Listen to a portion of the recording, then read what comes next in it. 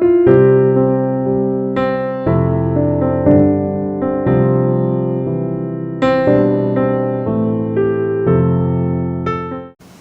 இருக்கிறவர்களுக்கு சிவாய்,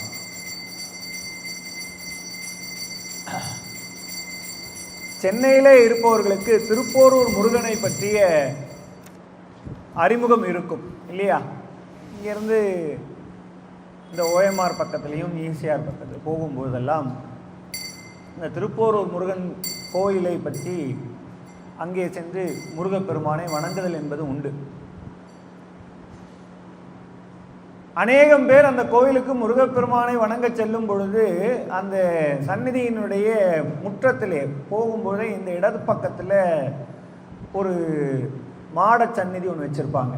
அதில் ஒரு புகைப்படத்தோட ஒரு துறவியோட புகைப்படத்தை வைத்து வணங்கி கொண்டு இருப்பார்கள். நிறைய பேருக்கு அது யாருன்னு தெரியாது. அப்படியே வணங்கிட்டு சரி யாரோ ஒரு சாமியார் போல இருக்கு அப்படின்னு நினச்சிட்டு போயிடுவாங்க. ஆனால் அவர்தான் திருப்போரூர் சிதம்பர சுவாமிகள். அவரை பற்றி தான் நாம் இப்போது சிந்திக்க இருக்கிறோம். ஒரு மிகப்பெரிய அருளாளர். அது ஏன் மிகப்பெரிய அருளாளர் என்று சொன்னால், அவருடைய வரலாறும் அந்த நிகழ்வும் அதை பார்த்தோமே ஆனால் அதனுடைய உயர்வு நமக்கு தெரியும்.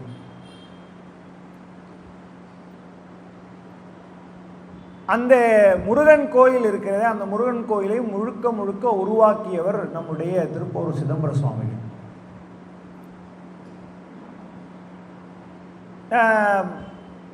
காலம் தாழ்ந்தி வந்ததுனால வேக வேகமாக செய்திகளை நாம் பார்க்கலாம். சிதம்பர சுவாமிகள் மதுரையம்பதியை சார்ந்தவர்கள். இவர் ஒரு கவிராயர். இவருடைய பெயர் சிதம்பர கவிராயர் என்றுதான் அந்த காலத்தில் ஆரம்ப காலத்தில் சொல்லி. இவர் இந்த மதுரையம்பதியில் அவருடைய தமிழ் புலமை என்பது மிகப்பெரிய அளவிலே வளர்ந்து வந்து கொண்டிருந்திருக்கு. எல்லோரும் அவர்களை பாராட்டி சென்றிருந்தார்கள். அந்த அளவிலே சிதம்பர சுவாமிகள் அவருடைய தமிழ் புலமை அந்த காலத்தில் நிறைய தமிழ் புலமை இருந்து கவிராயராக இருக்கிறாருன்னா அவர்கள் என்ன பண்ணுவாங்கன்னா, வெவ்வேறு புரவலர்கள் இருப்பாங்க, அவர்களை ஆதரிப்பவர்கள், புரவலர்களாம் ஆதரிக்கிறவர்கள். அப்படி ஒரு செட்டியார் அவருடைய வீட்டிலே அவருடைய இரு பிள்ளைகளையும் தமிழ் படிக்க வைக்க வேண்டும் என்று அந்த காலத்தில் செட்டியார் விரும்பினார். அந்த தமிழை சொல்லி கொடுத்தவர் நம்முடைய சிதம்பர கவிராயர். அங்கே இருந்து அந்த தமிழை சொல்லி கொடுத்து கொண்டிருக்கிறார். இல்லை என்ன கவனிக்கணும்னா, அவர் ஒரு காலகட்டத்தில் அந்த செட்டியார் வீட்டில் வழக்கமாக விருதாச்சலத்திலிருந்து நம்முடைய குமாரதேவர் என்கின்ற ஒரு அற்புதமான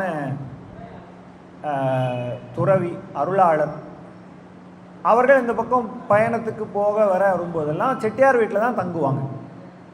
அந்த காலத்தில் இங்கே ஹோட்டலாம் இல்லை இதுவா அதெல்லாம் இல்லை. யாராவது ஒரு மிகப்பெரிய செல்வந்தர் அவர்களை ஆதரிப்பார்கள். அந்த செட்டியார் வீட்டிலே குமாரதேவர் என்கின்ற அந்த அற்புதமான பெருமகனார் இருக்கிறார். அவருடைய வரலாறே ஒரு மிகப்பெரிய வரலாறு. சாதாரண அருளாளர்கள் ஏதாவது. குமாரதேவர் என்கின்ற அந்த பெருமகனார் அவர்கள் எழுதியதுதான் அந்த மகாராஜா துறவு என்கின்ற ஒரு மிகப்பெரிய நூல். அவர் ஒரு மகாராஜா. அவர் அப்புறம் துறவு பூண்டு அந்த துறவிலே அவர்கள் கிடைத்த அருள் அனுபவம் அதெல்லாம் ஒரு தனி தலைப்பு, தனி கதை. இன்றைக்கும் அந்த விருதாச்சலம் மடம் இருக்குது, குமாரதேவர் மடம் இருக்குது. அந்த குமாரதேவர் என்ன பண்ணுறாருன்னா, செட்டியார் வீட்டில் தங்கிக்கிட்டு இருக்கார். தங்கிட்டு இருக்கும்போது இங்கே சிதம்பர கவிராயர் குழந்தைங்களுக்கு பாடம் சொல்லித்தரார். பாடம் சொல்லித்தரதை பார்க்கும்போது நல்ல தமிழாக இருக்கே, ரொம்ப அழகாக தமிழ் சொல்லித்தராரே அப்படின்னு அவருக்கு ஒரு மிகப்பெரிய ஆர்வம் ஏற்பட்டு அவரை அழைத்து சுவாமிகள் சில செய்திகளை கேட்குறார், சில கேள்விகளை கேட்குறார். அந்த கேள்விக்குள்ளெல்லாம் இப்போ போகலை. கேள்வி கேட்குறார். அந்த கேள்விக்கு இறை திருவருளால் எல்லா விதமான பதிலும் அளிக்கக்கூடிய சிதம்பர கவிராயர் அந்த நேரத்திலே அவர் முன்னாலே வாழாங்கு இருந்தார். வாழாங்கு இருத்தல்னா பதில் சொல்ல முடியாமல் இருந்தாங்கன்னு அர்த்தம். சுந்தரர் சொல்லுவார்ல, வாழாங்கு இருந்தீர் வாழ்ந்து போதீரேன்னு போயா சும்மாவே இருக்கு. வாழாங்க இருந்தார். அந்த நேரத்தில் அவருக்கு சிதம்பர கவிராயருக்கு சரி நம்மளுடைய கவித்திறம் முட்டுப்பட்டு நிற்கிறதே என்று சொன்னால் அதற்கு முன்னாக இருக்கிறவர் மிகப்பெரிய திறம் வாய்ந்தவர், அருள் வாய்ந்தவர் என்பதனால அவரிடத்திலே வணங்கி என்னை நீங்கள் ஆட்கொள்ளுங்கள்னு கேட்கிறார். இப்படி உடனே குமாரதேவர் நல்ல தமிழ் தெரிந்த ஒரு அன்பராக இருக்கிறார். இருந்தாலும் அவருக்கு உரிய அனுபவத்தை கொடுக்கணுன்னா நாம் கொடுக்கக்கூடாது. ஏன்னா அந்த காலத்தில் சார் இப்போல்லாம் நீங்கள் ஒரு சாமியார் வந்தால் உடனே ஒருத்தர் அப்படி நின்றுடுவார், நான் தான் குரு வா அப்படின்னு கூப்பிட்டு உட்கார வச்சுக்கிறான்.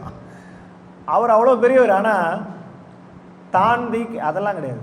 அவருடைய குரு யாரோ அவர் சொன்னாதான் செய்வேன்னு அவருடைய குரு கிட்ட கூப்பிட்டு போனார்.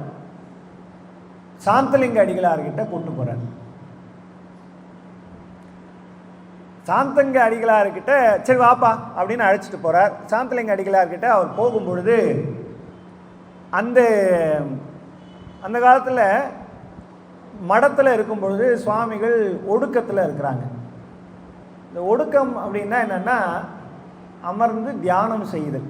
அதுக்கு நல்ல தூய தமிழ் ஒடுக்கம். ஒடுக்கத்தில் இருக்காங்க, அது பழகிறாரு. ஒடுக்கத்தில் இருக்கும்பொழுது சாமிகள் ஒடுக்கத்தில் இருக்காங்க, குருநாதர் ஒடுக்கத்தில் இருக்காருன்னா அப்போ நாம் போய் அவரை தொந்தரவு பண்ணக்கூடாதுன்ட்டு என்ன பண்ணுறாரு, ஒரு வாசல்லையே நிற்கிறார். யார்? குமாரதேவர். பின்னாக நம்முடைய சிதம்பர கவிராயர் வரார், இருக்கிறார், அவரும் கூடவே இருக்கார். இவர் ஒரு மிகப்பெரிய மகாராஜாவாக இருந்து துறவு பூண்டவர். அவருக்கு பின்னால் இவர் வந்துட்டு இருக்காரு. இவங்க ரெண்டு பேரும் என்ன பண்ணாங்கன்னா அவருடைய முற்றத்தில் இருக்கக்கூடிய இடத்தை அழகிட்டு மெழுகிட்டு கோலம் போட்டுக்கிட்டு வெயிட் பண்ணிட்டு இருந்தாங்க, வணங்கிட்டு இருந்தாங்க, சாமி எப்போ வருவாங்க அப்படின்ட்டு. அவர் ஒடுக்கத்திலிருந்து விழித்து வந்தார். உடனே என்ன பண்ணாங்கன்னா சாமி ஒடுக்கத்துலேருந்து வந்துட்டாங்கன்னு சொன்னாங்க. உள்ளே போகிறாங்க. உள்ளே போன உடனே அவர் பார்க்குறாரு, பின்னாடி வரவன் யார்ப்பா அப்படின்னு கேட்குறாரு. பின்னவன் யார் என்ன அப்படின்னு கேட்குறாராம். முன்னவனை பார்த்து பின்னவன் யார் என கேட்டார். அவர் இந்த மாதிரி நல்ல தமிழ் படித்த ஒரு நல்ல ஆன்மா.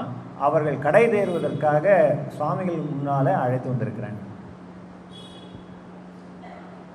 அவர் ஒரு மிகப்பெரிய, அவரும் சாந்தலிங்க அடிகளார் மிகப்பெரிய அருளாளர். அவர் உடனே பார்த்த உடனே தெரிஞ்சது, உடனே சரி இவருக்கு பக்குவம் இருக்குது. அப்படியா, சரி. அவர் போய் அவர் எழுதின கொலை மறுத்தல், வைராகிய சாதகம் அப்படின்னு ஒரு 4 புத்தகங்கள் அவர் எழுதிய நூல்கள். உடனாக கண்ணுடைய வள்ளலார் என்கின்ற அற்புதமான பெருமகனார் எழுதிய ஒழுவில் ஒடுக்கம் என்கின்ற நூல், இந்த 5 நூலை அவர் கையில் கொடுத்து இதுக்கு உரை செய்ய அப்படின்னு கொடுத்தார். சுவாமிகள் எனக்கு தெரியாதே, நீங்கள் சிதம்பர சுவாமி எனக்கு இதில் என்னன்னே தெரியாதே, நீங்கள் பண்ணிட்டு வாப்போ அப்படின்ட்டார். அந்த 4 நூலுக்கும் அவர் மிகப்பெரிய அற்புதமான உரை எழுதியார். அது மட்டும் இல்லாமல் ஒழிவில் ஒடுக்கத்துக்கு ஒரு மிகப்பெரிய அற்புதமான உரை எழுதினார். கண்ணுடைய வள்ளலார் என்கின்ற அற்புதமான வள்ளலார் அவர்கள் எழுதிய ஒழிவில் ஒடுக்கம் என்கின்ற நூல் ஆகச்சிறந்த நூல். வாய்ப்பு, அதாவது இறை திருவுருள் வாய்த்தால் ஒழி அந்த நூலை தொட்டு கூட பார்க்க முடியாது.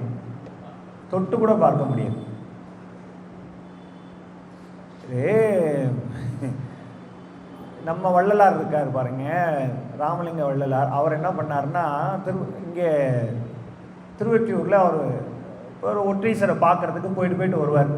போயிட்டு வரும்போது ஒருத்தர் ஒரு புத்தகத்தை உட்காந்து திறந்து படிச்சுக்கிட்டு இருந்தான். என்னப்பா படிக்கிறேன்னு கேட்டார். சாமி, ஒழிவில் ஒடுக்கம்ன்ற ஒரு நூலை படிக்கிறேன். அப்படி வாங்கி அப்படி வச்சுட்டு போடா அப்படின்ட்டார். என்ன சாமி அப்படின்னு?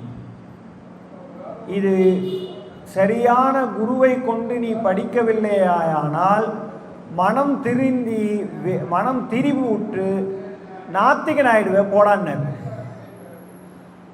அதில் சரியான குரு உங்களை இருந்து அவரை வழி நடத்தணும். அப்படி படிக்கணும் நூலை படிக்கிறதுன்றது ரொம்ப உயர்ந்த நூல்.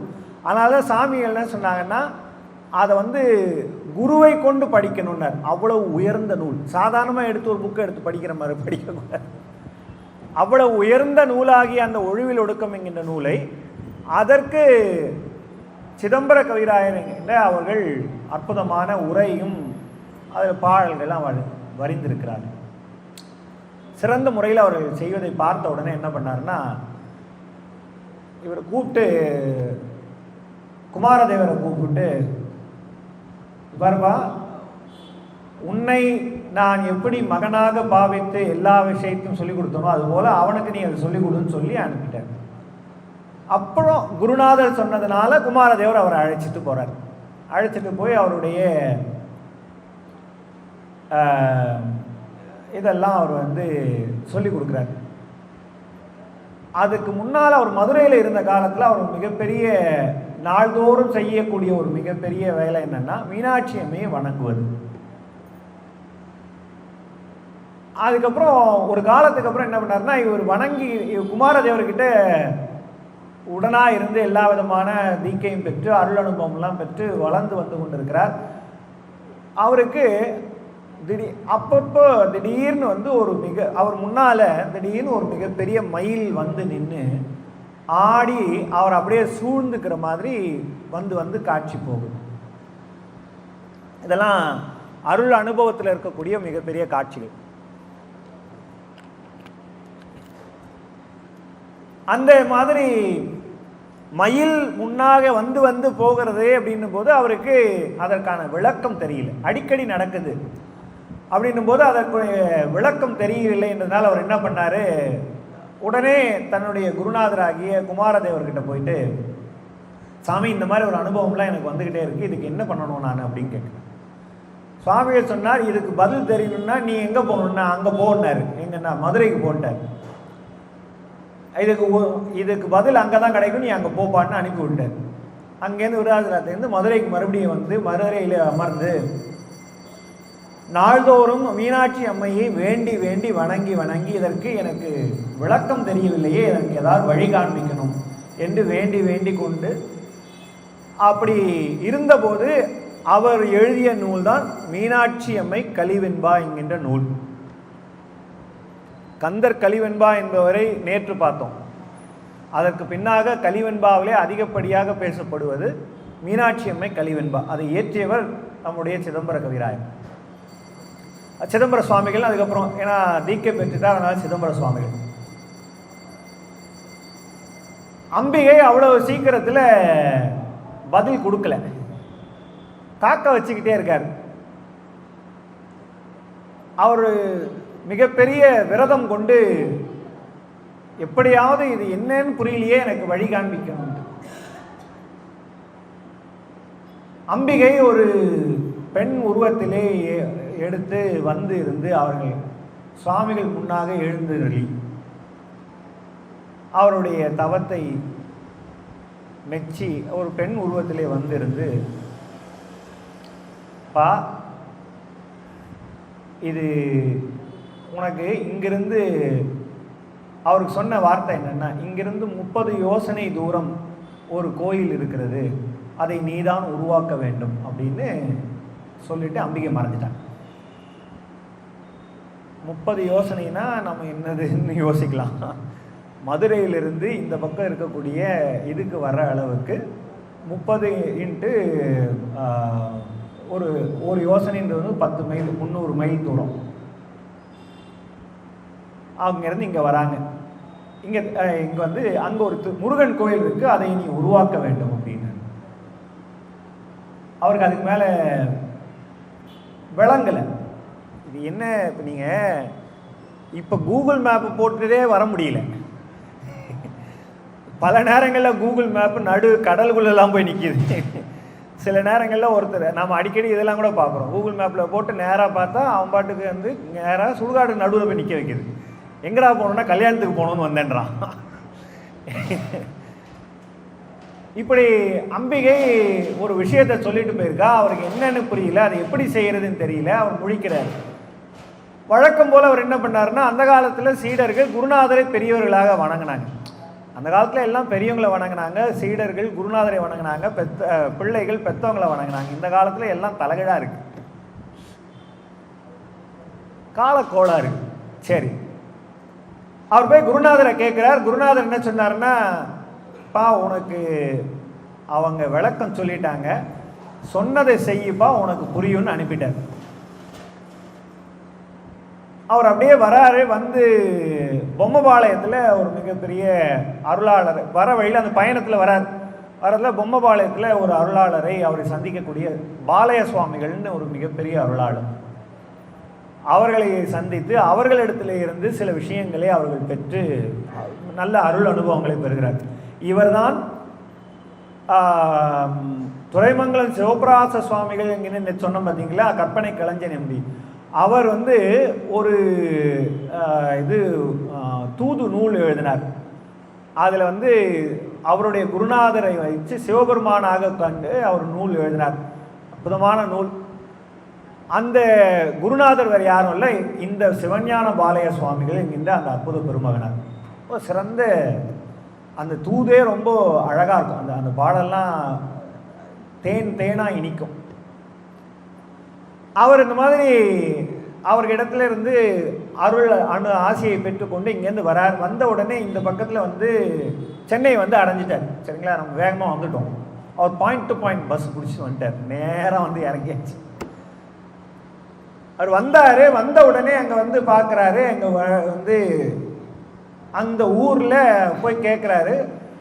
அம்பிகை சொன்ன மாதிரி, அம்பிகை அதே மாதிரி கூகுள் மேப்பை பார்த்துருப்பாங்க போல இருக்கு, கோயில் இருக்குன்னாங்க. அங்கே கோயில் உள்ள ஒன்றும் இல்லை.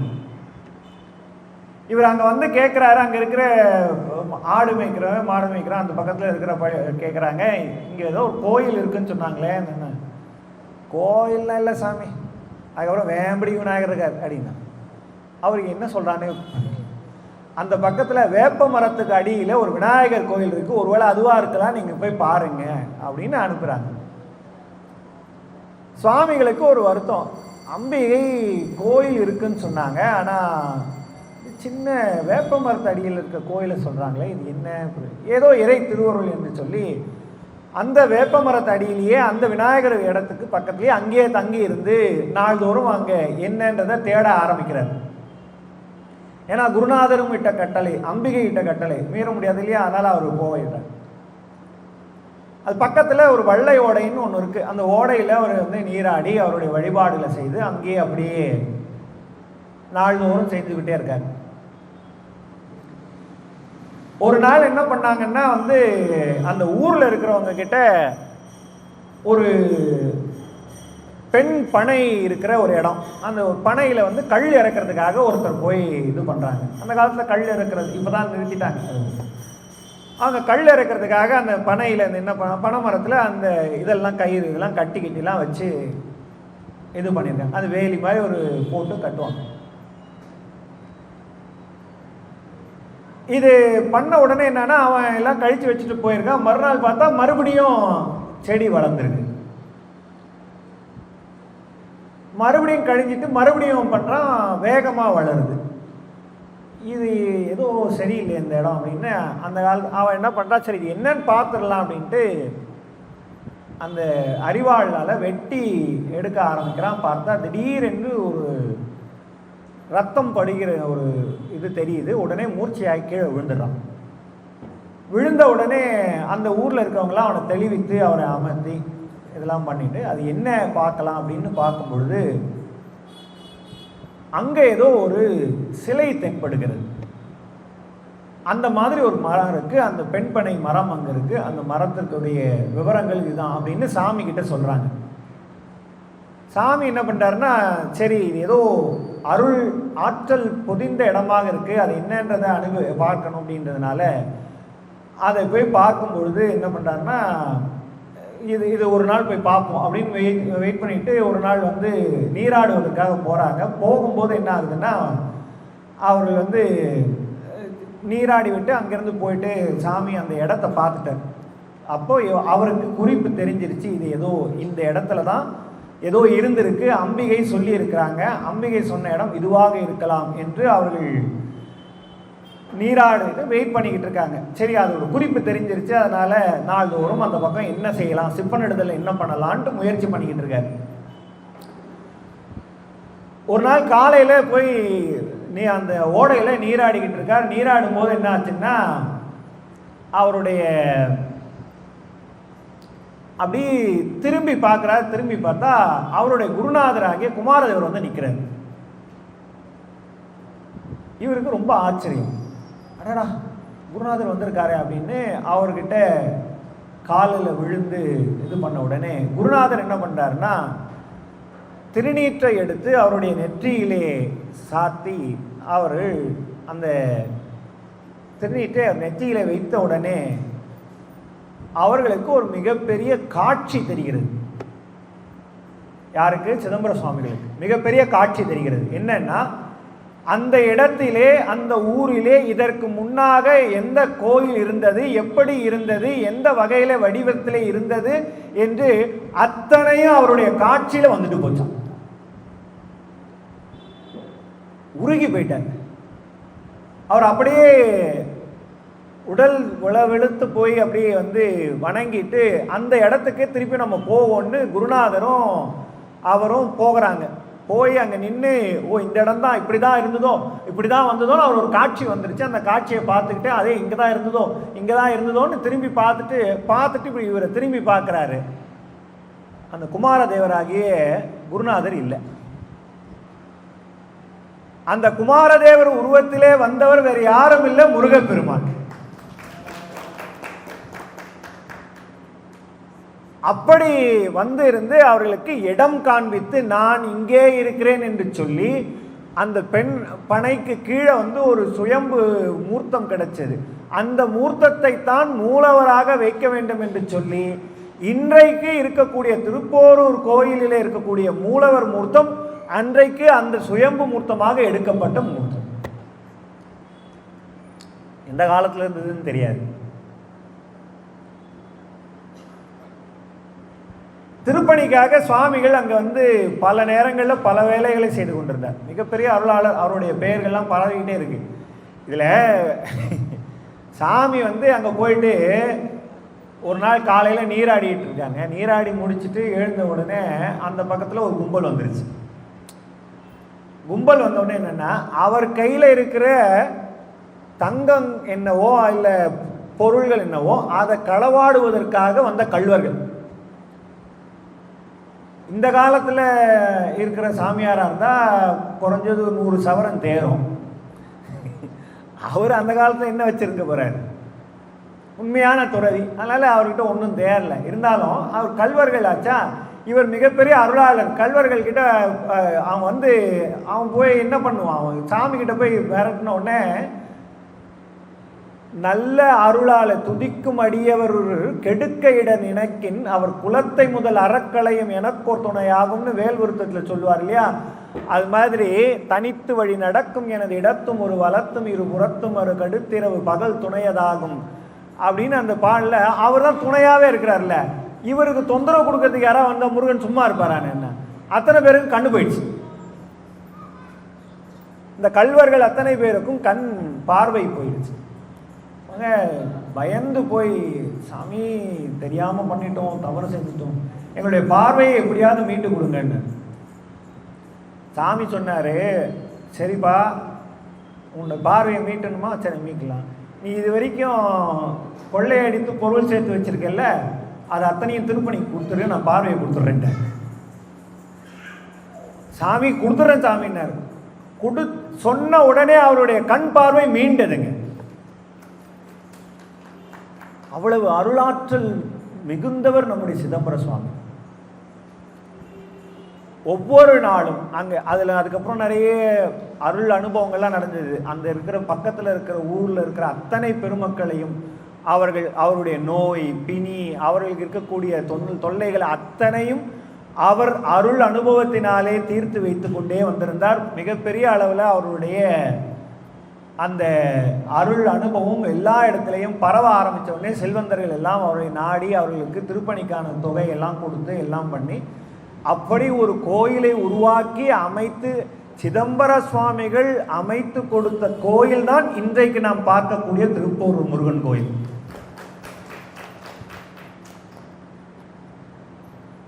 இது அவருடைய சிறப்பு. ஆனால் அதை விட ஒரு மிகப்பெரிய சிறப்பு இருக்கு. சுவாமிகள் அங்கேயே பக்கத்திலேயே ஒரு மடம் அமைத்து அங்கேயே தான் இருந்தார்கள் வாழ்நாள் முழுக்க.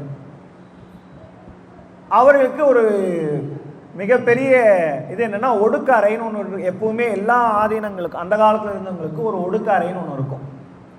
ஒடுக்க அறைனா தியானம் செய்வதற்கு அவர்கள் ஜீவசமாதி ஆவதற்காக அவர்கள் வைத்து கொண்டிருக்கக்கூடியது. அந்த ஒடுக்க அறையில் அவர்கள் சாமி ஒரு நாள் இருந்துக்கிட்டு இருக்காரு. அவருடைய அருள் அனுபவங்கள்லாம் வந்துருச்சு. அவர் அதுக்கப்புறமா பல நூல்கள் பாடினார். நெஞ்சுவிடு தூது என்கின்ற நூலை பாடினார். திருப்போரூர் சந்நிதி முறை என்கின்ற ஒரு அற்புதமான நூலை உருவாக்கினார். இப்படி பல நூல்கள் இருக்கு. அவர் ஒடுக்க அறையில் ஒரு நாள் இருக்கிறாரு. அவர் இருந்து தியானம் செய்து கொண்டு இருக்கிறார். அவருடைய உதவியாளர்கள்லாம் அவங்க இருந்து நின்றுட்டு இருக்காங்க. அவர் என்ன சொல்றாருன்னா, அவருடைய உதவியாளராக இருக்கிறவர்கிட்ட, நான் ஒடுக்கறையில் போய் இருக்கிறேன், நீ கொஞ்சம் வெளியில இருந்து பார்த்துக்க அப்படின்னு சொல்லிட்டு, இனிமேல் நீ இது பொறுப்பாக பார்த்துக்கப்பான்னு சொல்லிட்டு போய் உள்ள உட்கார்றாரு. சாமிக்கு உடனா இருக்கிற அந்த உதவியாளருக்கு ஒரு மிகப்பெரிய வருத்தம். சாமி சொன்னார்னா ஏதோ ஒரு விவரம் இருக்குன்னு அர்த்தம். அவர் என்ன பண்ணாருன்னா உடனே கண் கலங்க அவர் வாசல்லையே அந்த இதுலேயே நின்று அவரை வணங்கி கொண்டே இருக்கிறார். அவரே ஒரு மிகப்பெரிய முருகன் அருள் பெற்ற ஒரு ஆன்மா. அது ஒரு தனி கதை. இரண்டாம் அவராக இருந்தவர். அவர் காத்துக்கிட்டு இருக்காரு. அப்புறம் என்ன பண்ணாங்கன்னா, இந்த முருகன் கோயில் அமைச்சாச்சு. முருகன் கோயிலில் அவர்கள் வழிபாடு நடந்து கொண்டு இருக்கிறது. சுவாமிகள் அப்புறம் அப்படியே ஒடுக்கறையில் இருக்கிறாங்க. திடீர்னு அப்புறம் பார்த்தாங்கன்னா கோயில் முன்னாக சுவாமிகள் உள்ளே வராங்கன்றதை பார்க்குறாங்க. சுவாமிகள் உள்ளே வந்துக்கிட்டே இருக்கார். நடந்து வந்து கொண்டே இருக்கிறார். அவருடைய நடையிலே ஒரு ஒரு மாற்றம் தெரிகிறது. நடந்து வந்துக்கிட்டே இருக்கார். வந்துக்கிட்டே இருக்கும்போது அப்படியே நேராக அங்கே வழிபாடு நடந்து கொண்டே இருக்கிறது. வழிபாடு நடந்து கொண்டு இருக்கும்போது சுவாமிகள் அப்படியே அந்த நடந்து கொண்டே வந்திருந்து நேரடியாக அந்த முருகப்பெருமானுடைய மூர்த்தம் எங்கே இருக்கிறதோ அந்த முருகப்பெருமானுடைய மூர்த்தத்தை நோக்கி அப்படியே நேரா போய் சாமி முருகனுடைய இதுலயே கலந்துட்டார். எல்லாரும் பார்த்துட்டு இருக்காங்க. அந்த திருவாசகத்திலே அந்த வார்த்தை சொல்லுவாங்க இல்லையா, பல்லோரும் காணையன் பசுபாசம் அறுத்தானேன்னு, எல்லோரும் இறஞ்சத்தில்லை அம்பலத்தை கண்டேன் என்னார். அந்த மாதிரி எல்லோரும் பார்க்க அவர் நேராக அங்கே போய் கலந்தார். இன்றைய திருப்போரூர் முருகன் இருக்கக்கூடிய அந்த மூர்த்தத்திலே, அதாவது சார் எப்பயோ இருந்ததுலாம் இல்லை சார், கண்ணு முன்னாடி யாரும் அதாவது அண்மை காலத்தில் இருந்தவர்கள், 16ஆம் நூற்றாண்டில் இருந்தவர் மிகப்பெரிய அருளாளர், நேரடியாக ஒரு முருகப்பெருமானுடைய உருவத்திலே கலக்கிறார் என்று சொன்னால் அவர் எவ்வளோ பெரிய அருளாளராக இருந்தார். அவர் இது எப்படின்னா, இதுக்கு முன்னாக இதே மாதிரி 4 பெருமக்கள் செய்திருக்கிறார்கள். அதோட இன்னொன்று என்ன, இதற்கு முன்னாக மாணிக்க வாசகர் சிதம்பரத்தில் அவர் போய் நிற்கிறாரு. அவருடைய பாடலை கொண்டு போய் திருவாசகத்தை கொண்டு போய் வைக்கிறாங்க. அந்த தீட்சிதர்கள்லாம் வைக்கிறாங்க. அங்கே வச்ச உடனே ஐயா இந்த பாட்டுக்கு பொருள் ஏது அப்படின்னு கேட்குறாரு. இதோ இருக்காரு அப்படின்னு சொல்லி கை காமிக்கிறார். கை காமிச்ச ஒரு இடத்த அவங்க திரும்பி பார்க்குறாங்க. திரும்பி பார்த்துட்டு இந்த பக்கம் பார்த்தா அவர் அப்படியே நேராக போய் அந்த தில்லை நடராஜர் உருவத்திலே கலந்தார். இப்படி அருள் அனுபவங்கள், இப்படி அருள் ஆற்றல் நிறைந்தவர்கள், இப்படி அருட்காட்சிகள் எல்லாம் அந்த காலத்தில் இருந்த பார்த்தவர்கள் புண்ணியவான்கள். நாம கேட்டவர்கள் அவ்வளவுதான். அவ்வளவு சிறந்த அருளாளர். இப்படி இருந்ததுனால தான் அவர்களுக்கு அவருடைய நூல்களிலேயே பார்த்தீங்கன்னா மாணிக்கவாசகர் பாடிய அந்த பாடல் அதற்குரிய ஒற்றுமை நமக்கு நல்லா தெரியும். அதே போல இருக்கும். அவர் எப்படி போய் அவர் சிவபெருமானுடைய தில்லை நடராஜருடைய உருவத்திலே கலந்தாரோ அதே போல இவரும் முருகப்பெருமானுடைய உருவத்திலே கலந்தார். அவர் எப்படி பாடினாரோ அதே போல இவரும் பாடியிருப்பார். நிறைய ஒற்றுமைகள் இருக்கும். ஈடிலா ஒரு அற்புதமான சிதம்பர சுவாமி. அவர்களை பற்றிய அந்த ஒரு சிந்தனை என்பதே ஒரு மிகப்பெரிய ஒரு வரம் என்கின்ற அந்த அளவிலே அவரை பற்றிய ஒரு துதிப்பாடலை மட்டும் சொல்லி அடுத்து அவருடைய நூலை சிந்திப்போம். திருப்போரூர் தெய்வம் திருவேல் இறைக்கு விருப்போடு சந்நிதி நூல் சாத்தி கருப்பை கதவதனை சாத்தும் கதி சொல் குருவே சிதம்பரனே செந்தாள் சரண் மாணிக்க வாசகர் போல் மின்னொளியாய் யாவர் முனே ஆணி பொன் போரூரன் ஆறுமுகன் தாழ்நிழலில் ஒன்றி உயர்ந்த சிதம்பர தேவே நீ அன்றி எனக்கு ஆர் புகழ்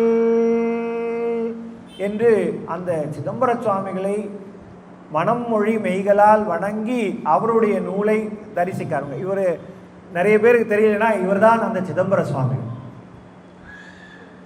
திருப்போர் இங்கேயே உங்களுக்கு ஒரு உருவம் அமைத்திருக்கிறார்கள். அதுதான் இந்த காலத்தில் அறங்காவலர்கள்லாம் நல்ல சிந்தனையோடு அதை அமைத்திருக்கிறார்கள். சுவாமிகள் இப்போ நான் சொன்ன இந்த 2 துதிப்பாடலும் என்னுடைய தந்தையார் அவர்கள் சிதம்பர சுவாமிகளுக்காக எழுதிய பாடல். திருப்போரூர் சிதம்பர சுவாமிகளுக்காக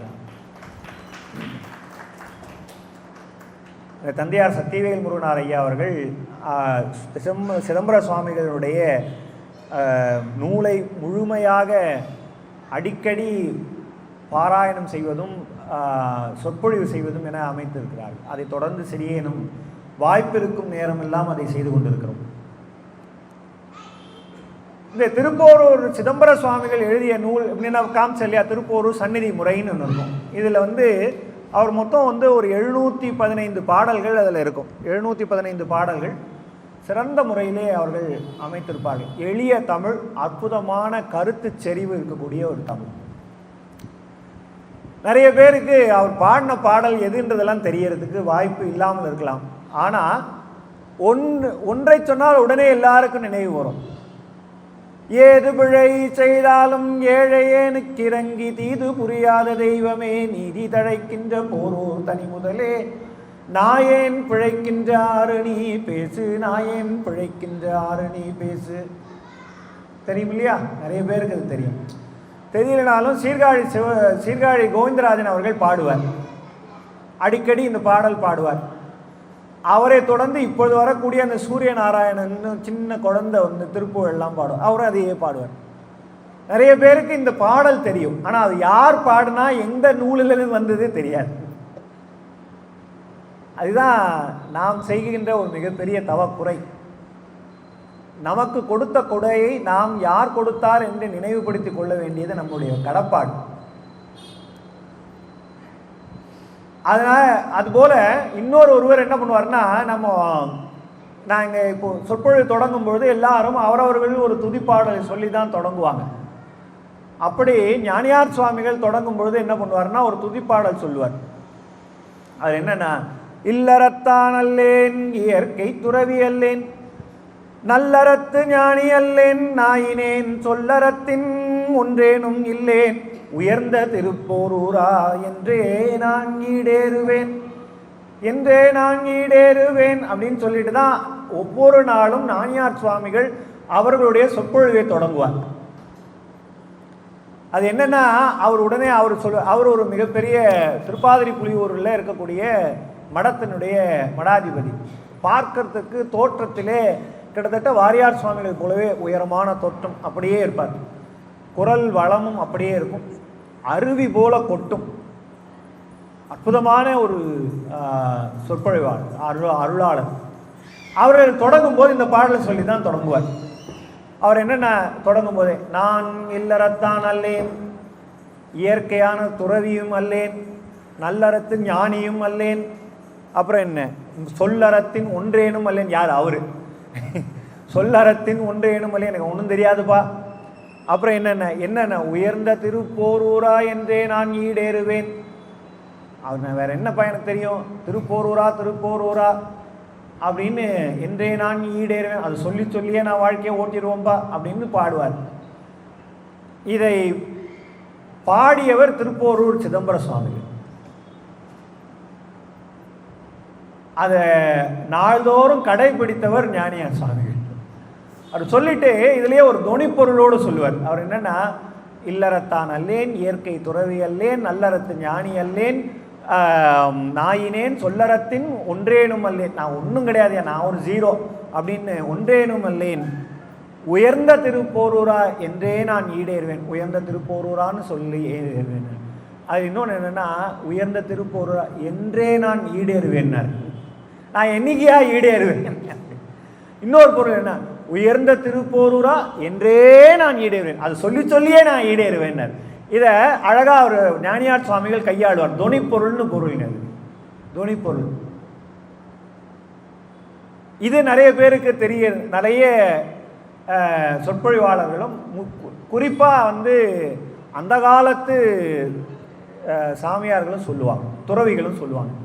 ஏன்னா அதுக்கு இல்லறத்தான் அல்லேன், இயற்கை துறவி அல்லேன்னா நம்மளை பற்றி சொல்கிற மாதிரி ஒரு பாடல், அது ஒரு தன்னடக்கத்தோடு தொடங்குகின்றதுன்னு அந்த காலத்தில் சொல்லிட்டு இருந்தாங்க. அது நிறைய பேருக்கு தெரியும். அதுவும் திருப்போரூர் சிதம்பர சுவாமிகள் பாடிய பாடல்னு நிறைய பேருக்கு தெரியும். இது இல்லாமல் சில பெரியவர்கள் நாள்தோறும் நீங்கள் படியுங்கள் என்று சொல்லி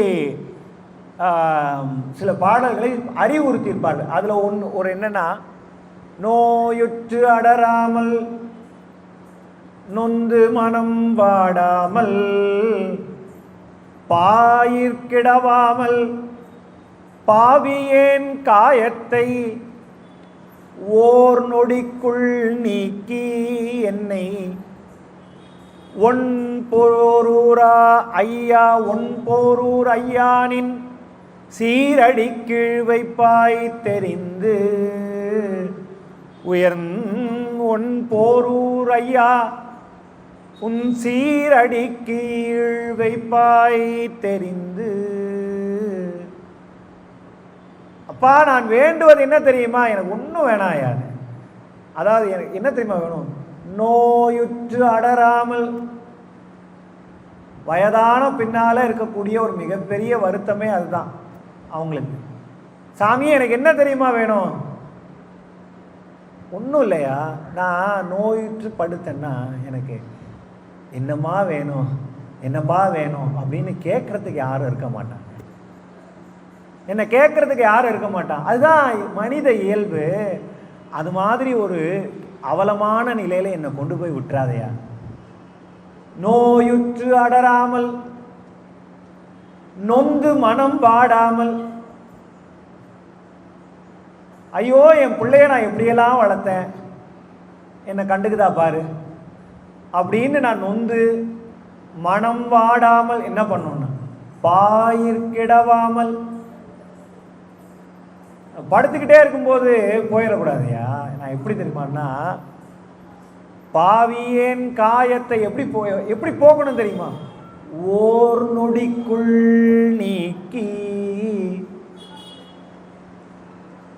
ஒரு நொடியில நான் அவஸ்தைப்பட்டு சில பேர் இறுதி காலத்தில் ரொம்ப நாள் நோயில் விட்டு ரொம்ப நாள் படுத்திருப்பாங்க. சில நேரங்களில் வீட்டில் இருக்கவங்களே சலிச்சுப்பாங்க, சி எப்போ போய் சேருமோன்னு இல்லையா? அந்த மாதிரி அவல நிலையில் என்னை கொண்டு போய் விட்டுறாதே. ஓர் நொடிக்குள் நீக்கி ஒன் போரூர் ஐயானின் சீரடி கீழ் வைப்பாய் தெரிந்து. அற்புதமான பாடல். அந்த காலத்தில் பெரியவங்கெல்லாம் இந்த பாடலை நினச்சிப்பாங்க. இதை நாள்தோறும் பாராயணம் செய்து இதே நிலையை கிடைத்தவர்கள் நிறைய பேர் உண்டு. எங்க அனுபவத்திலேயே நான் பார்த்திருக்கிறேன்.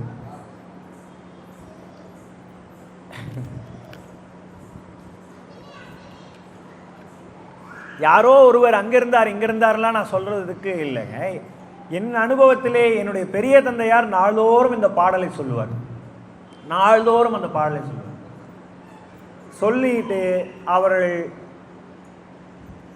அவர் நாள்தோறும் 2 வேளையும் அனுஷ்டானம் செய்வார்.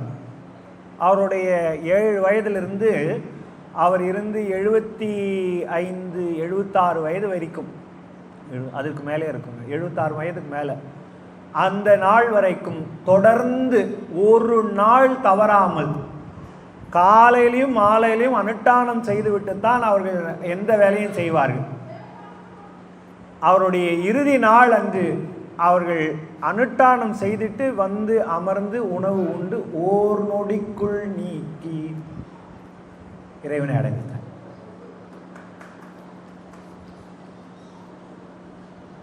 இந்த பாடல்கள்லாம் யார் பாடினதுங்க? முருகப்பெருமானோடு சேர்ந்து இருக்கக்கூடிய அருளாற்றல் பெற்ற அந்த அருள் அனுபவம் வாய்ந்த ஒரு மிகப்பெரிய பெருமகனார் பாடிய பாடல். அந்த தமிழ், அதற்குரிய ஆற்றல் நீங்க வேண்ட வேண்ட கொடுத்துக்கிட்டே இருக்கும். அதனால்தான் அந்த காலத்தில் என்ன சொன்னாங்கன்னா, இந்த பாடலை நிறைய பேர் வந்து பாராயணம் செய்வாங்க. அதிகபட்சம் திருப்போரூர் சிதம்பர சுவாமிகளுடைய பாடல்னு கேட்டால் இந்த 3 பாடல்கள் நிறைய பேருக்கு தெரிஞ்சிருக்கிற வாய்ப்பு. ஆனால் என்ன குறைபாடுன்னா, அவர் அதுக்கு மேலே நிறைய பாடியிருக்கார். 715 பாடல்கள் பாடியிருக்கார். அவர் இந்த திருப்போரூர் சந்நிதி முறைன்னு ஒன்று உருவாக்குனாருங்க. எப்படின்னா, கோயில் உள்ள வரும்பொழுது, கோயில் உள்ள வந்த உடனே என்னென்ன வழிபாடுகள், அந்த கோயிலை வடிவமைச்சார் இல்லையா? அற்புதமாக புதையுண்டு இருந்த கோயிலை மீட்டு உருவாக்கம் செய்து அற்புதமாக அமைத்து கொடுத்த கோயிலை நம்ம பார்க்கிறோம் கண்ணு முன்னாடி. அவர் அந்த அந்த கோயிலை உருவாக்கியாச்சு, அது எப்படி வழிபடணும்னு சொல்லி கொடுத்தாரு. அது சொல்லி கொடுத்து அதுக்கு முறைமையாக வைத்திருந்து ஒவ்வொரு செயலுக்கும் உரிய வகையிலே, ஒவ்வொரு வழிபாட்டுக்கும் உரிய வகையிலே அங்கங்க நூல் அதற்குரிய பாடலை பாடி வச்சுட்டு போனார். ஒரு இப்போ கோயில்னு இருந்தால் அவர் என்ன பண்ணார்னா, அந்த சாமிக்கு அலங்காரம் பண்ணணும் இல்லையா, அலங்காரத்துக்கு ஒரு பாடல் பண்ணார். இப்போ அருணகிரிநாதர் பாடிய கந்தர் அலங்காரம்னு ஒன்று உண்டுன்னு நமக்கு தெரியும். அதே போல சிதம்பர சுவாமிகள் பாடிய அலங்காரம்னு ஒன்று உண்டு. 100 பாடல்கள் உண்டு. சிதம்பர சுவாமிகள் உடனே அதற்கு மாலை சாத்தினார். பாமாலையாக 102 பாடல்கள் உண்டு. அதுக்கப்புறம் அந்த குழந்தையை அந்த குழந்தையை வளர்த்தெடுக்கிறதுக்கு பிள்ளைத்தமிழ் பாடினார். இந்த குழந்தைக்கு தாலாட்டு, பள்ளியறை பாடும்போது தாலாட்டு பாடுவார். தாலாட்டுக்கு தனியாக வச்சார். தாலாட்டு, சின்ன கட்டியம், பெரிய கட்டியம். கட்டியம் கூறுறதுல கட்டியம் கூறுறதுன்னா சொல்லுவாங்க இல்லையா, ராஜாதி ராஜ அப்படின்னு சொல்கிறாங்க இல்லையா. இப்போ எது இருக்குதோ இல்லையோ, இப்போ இந்த நல்லூர் கந்தசாமிக்கு உரிய அந்த கட்டியம் சொல்கிறது ஒரு மிகப்பெரிய வைரல் ஆகிடுச்சு. அந்த ஃபேமஸாக ஒன்று போட்டுட்டு இருந்தேன். அது மாதிரி அந்த காலத்தில் கட்டியம் சொல்லுவாங்க. முருகப்பெருமான் வராருன்னா அதுக்குரிய அளவுக்கு கட்டியம் சொல்லுவார்கள். அதுக்கு சின்ன கட்டியம்னு ஒன்று உண்டு, பெரிய கட்டியம்னு ஒன்று உண்டு. அது நிறைய அதோட விதங்கள்லாம் உண்டு. அதெல்லாம் பாடி வச்சிருக்காரு. உடனே என்ன பண்ணார்னா, அதோடு மட்டும் இல்லாமல் பள்ளி எழுச்சி பாடினார். இதே மேடையிலே சென்ற ஆண்டு நான் திருப்பள்ளி எழுச்சியை பற்றி, இதே திருமுருகன் திருப்பள்ளி எழுச்சியை பற்றி பேசியிருந்தேன். அற்புதமான நூல். அவர் அதோடு இல்லாமல் என்னென்னா, வண்டு விடு தூது, கிளிப்பத்து, குயில் பத்து, இது எப்படி மாணிக்கவாசகர் சொன்னது நான் சொன்னேன் இல்லையா, அவரை போலவே இவரும் பாடியிருக்கார். இவரும் குயில் பத்து பாடியிருக்கிறார், இவரும் கிளிப்பத்து பாடியிருக்கிறார், இவரும் வண்டு விடு தூது பாடியிருக்கிறார். அதே மாதிரி ஊசல் அதுக்குன்னு ஒரு பாடியிருக்கிறார். அழகாக இருக்கும் பாடல்லாம். அந்த சந்தத்தோடு இவர் பாடுறதெல்லாம் கேட்குறதுக்கு அவ்வளோ இருக்கும். புதிய முனிவரே ஆடீர் ஊசல், புவி வாழ அருள்பவரே ஆடீர் ஊசல். அழகு பொட்டும் ரொம்ப சிறப்பாக இருக்கும். ஊசல் பாடியிருக்கிறார். அதோடு மட்டும் இல்லைங்க, எப்படி மாணிக்கவாசகர் அடைக்கல பத்து பாடினாரோ அதே போல இவரும் அடைக்கல பத்து பாடியிருக்கிறார். அடைக்கல பத்துல 2 விதமாக, முதல் பாகம் ஒன்று, 2 பாகம்னு வச்சு 20 பாடல்கள் பாடியிருக்கிறார். ஒவ்வொன்றும் தேன். நான் சொல்லிக்கிட்டே இருக்கலாம். இந்த புத்தகம் முழுக்க அதுதான், அவரு தான். எல்லாவற்றையும் ஒரே நேரத்தில் சிந்திக்க முடியாது என்பதனால அவர்கள் பாடிய ஒரு பகுதியில் மாலை என்கின்ற அந்த பகுதியை மட்டும் நாம் இன்னைக்கு சிந்திக்கலாம். அதனால தான் என்னுடைய தலைப்பை சிதம்பர சுவாமிகள் பாமாலை அப்படின்னு நான் அமைச்சு கொண்டேன். 102 பாடல்கள், எல்லாம் வெண்பாக்கள். வெண்பா பாடுவது புலவருக்கு புலின்னு நிறைய பேருக்கு தெரியாது. வெண்பா பாடுவது சுலபம் இல்லைங்க.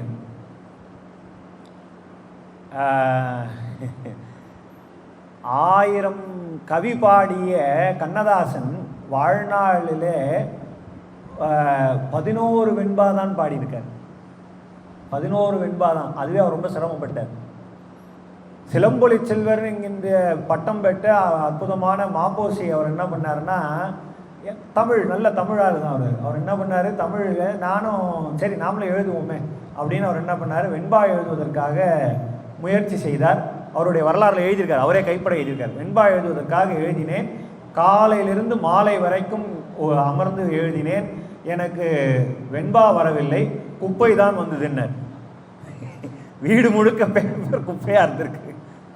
முடியாது. திருவருள் வாய்க்கவில்லை என்றால் வெண்பா எழுதுவது வாய்க்காது.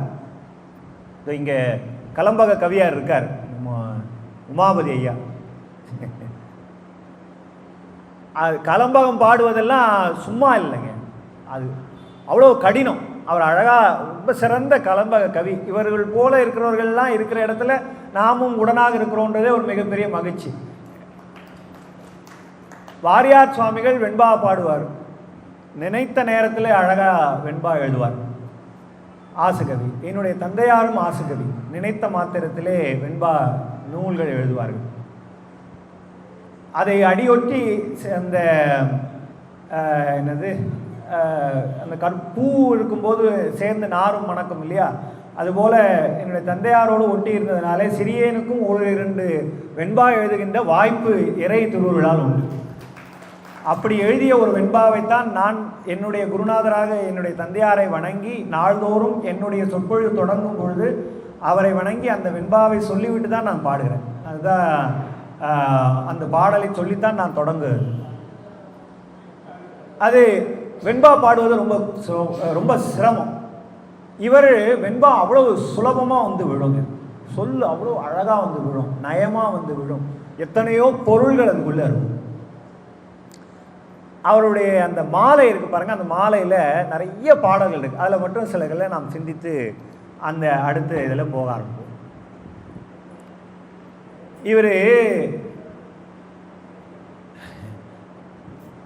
உள்ளே போகிறாருங்க, சாமியை வந்து வணங்க போகும்போதே நான் ஏற்கனவே அந்த இல்லறத்தான் நல்லேன் இதெல்லாம் அவர் ஏற்கனவே இந்த மாலையில் தான் வந்த பாடல், மாலையில் வந்த பாடல் தான் அது. இந்த மாலையில் அதை நாம் சிந்திக்கிறோம். மாலையில் வந்த பாடலை மாலையில் சிந்திப்போம். அவர் என்ன பண்ணார்னா ஒரு பாடல் பாடுறாரு. நான் வந்து நீ என்ன நினச்சிட்டு இருக்கேன்னு தெரிலப்பா முருகா, நான் ஒரு மிகப்பெரிய நடிகன் சார் அப்படின்னாரு. முருகன் முன்னால் போய் இப்போ நடிகையா, மிகப்பெரிய நடிகன் அப்படின்னாரு. விதி வழியே நின்று உன் மெளிர்கமலத்தாளை மதிதழையும் அன்பால் வணங்கி சதிதழையும் அன்பரை போல் வேடம் அணிந்து நின்றேன் போரூரா அன்பருக்குள் வம்பனேன் வந்து. நான் என்னை நீ இன்னும் சிரிச்சிட்டுக்க, நான் யார் தெரியுமா, விதி வழியே நின்று என்னுடைய விதியின் பயனாலே நான் முன்னால் வந்து நிற்கிறேன். அவனுடைய மிளிர் கமலத்தாளை மதி தழையும் அன்பால் வணங்கி தாளை வணங்கி நிற்கிறேன். ஆனால் நான் ரொம்ப நியாயமானவெல்லாம் கிடையாதுயா. எப்படி தெரியுமா, அன்பரை போல் வேடம் அணிந்து ஒரு வேஷம் போட்டுன்னு வந்து நிற்கிறாராம். நான் ரொம்ப அன்பு உள்ளவன்லாம் நினச்சிடாதப்பா, என்னை விட அன்புடையவர்கள் அந்த பக்கத்தில் இருக்கான், ஆனால் எனக்கு அன்பே இல்லை. இருந்தாலும் அன்பர்கள் போல வேடம் அணிந்து அன்பரை போல் வேடம் அணிந்து நின்றேன் போரூரா அன்பருக்குள் வம்பனேன் வந்து. நீங்கள் அப்போ நல்ல அடியார்கள்லாம் இருக்கிற இடத்துல நானும் வம்பு பண்ணக்கூடிய ஒரு ஆளாக உள்ளே போய் வந்து உட்காந்துனுங்க. ஏன்ற வம்பனேன் வந்து இன்னொரு பாடல் சொல்றார், மெய்யடியார் போல மிக நடிப்பேன். சொன்னல நடிகன் சார், நான் மெய்யடியார் போல மிக நடிப்பேன். யார்? அவராம். யாரு? முருகப்பெருமானோட கலந்தவர். அவர் இந்த மாதிரி தன்னைத்தானே தாழ்த்தி சொல்லுகிறார். எதுக்கு தெரியுங்களா? அவர் சொல்லுவதற்காக இல்லை, நாம் அதை படிக்கும் பொழுது நமக்காக அவர்கள் அது பாடியிருக்கிறார்.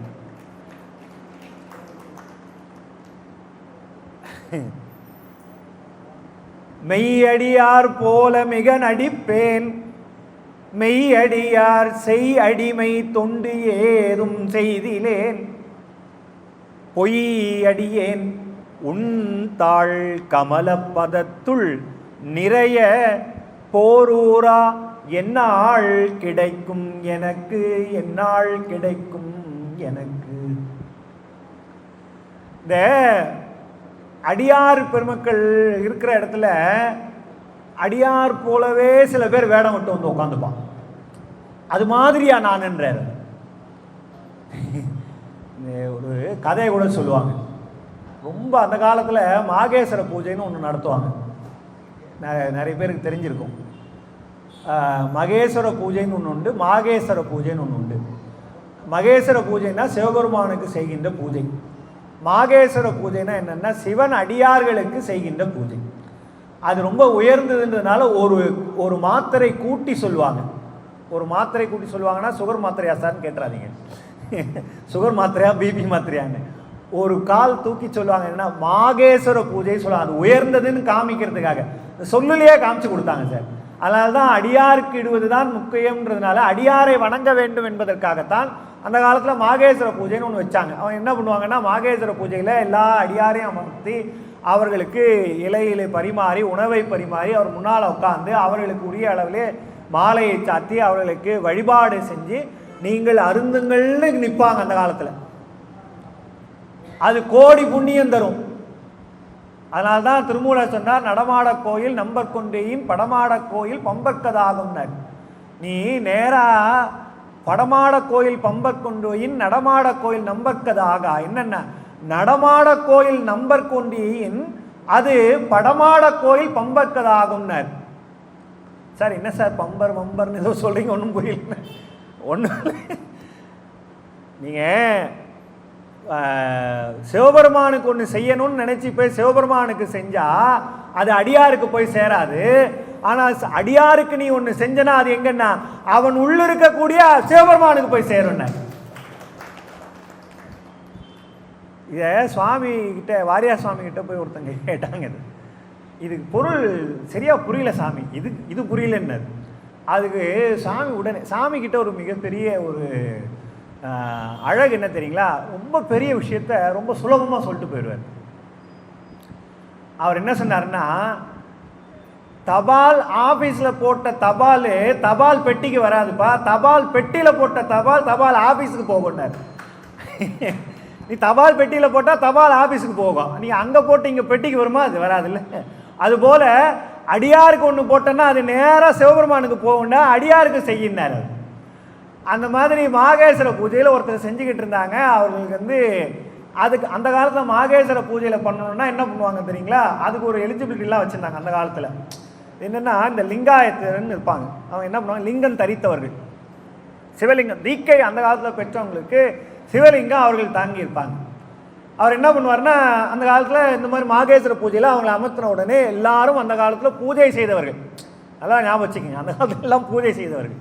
இந்த சிவலிங்கத்தை செச்சையில் தரித்து இருக்கிறாங்கன்னா என்ன பண்ணுவாங்கன்னா, அதில் என்ன ஒரு இதுன்னா, அதில் ஒரு விதி என்ன அப்படின்னா, இந்த சிவலிங்க செச்சையை நீங்கள் எப்போல்லாம் திறக்கிறீங்களோ அப்போல்லாம் பூஜை செய்துட்டு தான் திருப்பி லிங்கத்தை உள்ளே வைக்கணும். சும்மா திறந்துட்டு அப்பப்போ திறந்து ஏதோ ஒரு இது லாக்கெட்டில் திறந்து பார்க்குற மாதிரிலாம் இல்லை. எடுத்தால் பூஜை பண்ணணும், பூஜை பண்ணிட்டு தான் உள்ளே வைக்கணும், இல்லைன்னா எடுக்கக்கூடாது. ஆனால் நாள்தோறும் பூஜை செய்யணும். அது ஒரு மிகப்பெரிய இது மாதிரி வச்சுக்கிட்டு ஒருத்தர் எல்லாரும் பண்ணுவாங்கன்னா, அவர்களுக்கு வழிபாடு செய்யும்போது அவர் என்ன பண்ணுவார்னா, வாங்கி இந்த சிவபெருமான இடத்துல சேர்த்துட்டு அவர் என்ன பண்ணுவார்னா அந்த உணவை உண்டுவார். இப்படி தான் வழிபாடு நடக்கும். அதில் அந்த காலத்தில் என்னன்னா, இந்த 2 பேர் ரொம்ப பசியில் உட்காந்துட்டு இருந்தால் அவனுக்கு பசிக்குது, ஆனால் சாப்பாடு மாகேஸ்வர பூஜையில் இந்த ரூல்லாம் இருக்குது. இந்த ரூல் இல்லாமல் அவனால் உள்ளே போய் உட்கார முடியாது. இந்த பக்கம் அந்த பக்கம் சுற்றி சுற்றி பார்த்தா என்ன பண்ணுறதுன்னு தெரியல. அப்படியா, சரி ஓகேன்னு என்ன பண்ணான்னா அந்த பக்கமாக போய் விபூதி எடுத்து இந்த பக்கம் பூசிட்டு அந்த பக்கத்தில் ஒரு சின்ன கத்திரிக்காய் இருந்தது, அதை எடுத்து துணியில் சுற்றி கழுத்தில் மாட்டிட்டு போய் முன்னால் உட்காந்துட்டான். அதுக்கப்புறம் அதில் நடந்த கதைகள்லாம் நடக்கும். அது நிறைய அது அவர் வந்து நீ காமிப்பா அப்படின்னா அவன் கத்திரிக்காய் எடுத்து எங்கே காமிக்கிறது, அவரை அனுப்பிட்டாங்க. அதெல்லாம் ஒரு கதை. வாரியார் சுவாமிகள் நயம்பட அந்த கதையை சொல்லுவார்கள். ஆனால் அதில் என்ன கவனிக்க வேண்டியதுன்னா, உண்மை அடியார் நடுவில் பொய் அடியார் உள்ளே போய் உட்காந்துப்பாரான். அந்த மாதிரி நடந்திருக்குப்பா. அதுபோல் இவர் தன்னைத்தானே பொய் அடியார்னு சொல்லிக்கிறாரு. எது எப்படின்னா, அன்பருக்குள் வம்பனேன் வந்து நான் எப்படி வருவேன்னா, பொய்யடியார் போல மிக நடிப்பேன், மெய்யடியார் போல மிக நடிப்பேன். பார்த்தா சார் டூப்ளிகேட்டாக ஒரிஜினலாக கண்டே பிடிக்க முடியாது, அந்த அளவுக்கு சூப்பராக நடிப்பேன் சார். யார்? சிதம்பர சுவாமி. செய்யடி மெய்யடியார் செய் அடிமை தொண்டு ஒன்றேனும் செய்திலேன். அவங்க செய்கிற தொண்டில் நான் ஒன்று கூட செஞ்சதில்லைப்பா, ஆனாலும் உங்ககிட்ட நான் வந்திருக்கிறேன்னு. இந்த பொய் வேடம் போடுறதுன்னு இருக்கு பாருங்க, இது வந்து அதுக்கு இதுக்கு ஒரு கேரக்டரே ஒன்று பெரிய புராணத்தில் ஒன்று உண்டு. நிறைய பேருக்கு தெரிஞ்சிருக்கும், இங்கே இருக்கிறவர்களெல்லாம் பெரிய புராணம் படித்தவர்கள். இருந்தாலும் பதிவுக்காக நினைவுபடுத்துகிறேன். மெய்ப்பொருள் நாயனார்னு ஒரு மிகப்பெரிய நாயனார், அரசர், அது கதையெல்லாம் நமக்கு தெரியும். அவரை வந்து சூழ்ச்சியால் கொல்வதற்காக ஒருத்தன் வந்தான். அவன் பேர் முத்தநாதன் இல்லையா? முத்தநாதன் வந்தான். அவன் எப்படி வந்தான்னு சேக்கிழார் எழுதுறாருங்க. அந்த அவரு பாருங்க, மெய்யலாம் நீர் பூசி வேணிகள் முடிந்து கட்டி, அப்படியே ஒரு பார்த்தா அப்படியே ஜடாமுடியெல்லாம் வச்சு சுற்றி வச்சுக்கிறாங்க. அந்த காலத்திலே ஜடாமுடி வச்சு ஏமாத்திருக்காங்க சார். இந்த காலத்துலையும் சில பேர் ஜடாமுடி வச்சுக்கிறாங்க. அது யாருன்றதெல்லாம் நான் சொல்றதில்லை, சரி அவரவருடைய கற்பனைக்கே விட்டுடுறேன். வேணிகள் முடிந்து கட்டி கையினில் படை கறந்த, கரத்தெல்லாம் ஒழிச்சு வச்சிருக்கிறாரு. படைனா வாழ்னு அர்த்தம். கையினில் படை கறந்த புத்தக கவுளி ஏந்தி, அதாவது அந்த காலத்திலே என்ன பண்ணியிருக்காரு பாருங்க, அவர் பயங்கரமான ரவுடி போல இருக்கு. அவர் புத்தகத்துக்கு நடுவில் கத்தி வச்சு எடுத்து வந்திருக்காரு. இந்த காலத்தில் மாணவன் சார் நானும் முத்தநாதன் சேர்ன்றான், அவனும் ஒன்று எடுத்துட்டு போறான். புத்தக கவுளி ஏந்தி மை பொதி விளக்கே அன்ன மனத்தினுள் கருப்பு வைத்து பொய்த்தவ வேடம் கொண்டு புகுந்தனன் முத்தநாதன்.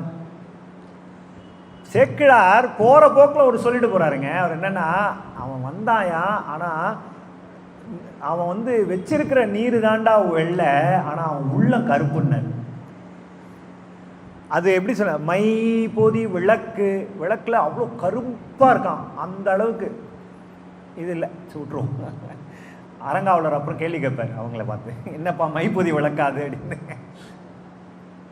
அதாவது ரொம்ப கருப்பா இருக்குமா, அந்த அளவுக்கு கருத்த நெஞ்சத்தோடு, கருத்த நெஞ்சத்தோடு வந்து ஒரு அடியார் போல பொய்த்தவ வேடம் கொண்டு புகுந்தனன் முத்தநாதன் அப்படின்னு அந்த மாதிரி பொய்த்தவ வேடம் இவர் போட்டுன்னு வந்திருக்காராம். இது இவர் எங்க எடுக்கிறார் தெரியுங்களா? நான் சொன்ன பாருங்க, சாமிகள் சிதம்பர சுவாமிகள் எங்கேருந்து எடுத்தார் தெரியுங்களா?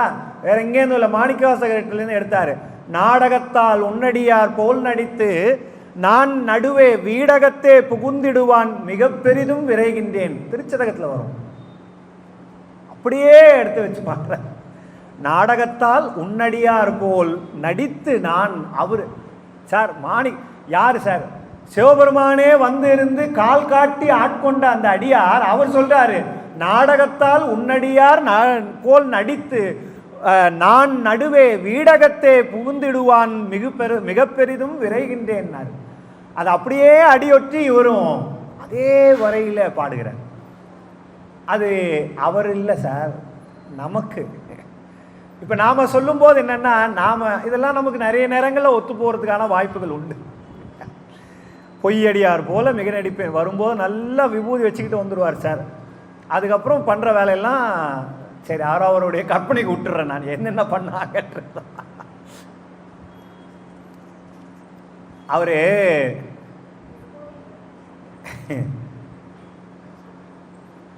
ஒரு இன்னொரு பாடல் அவ்வளோ அழகுக்கு சொல்கிறேன் பாருங்களேன்.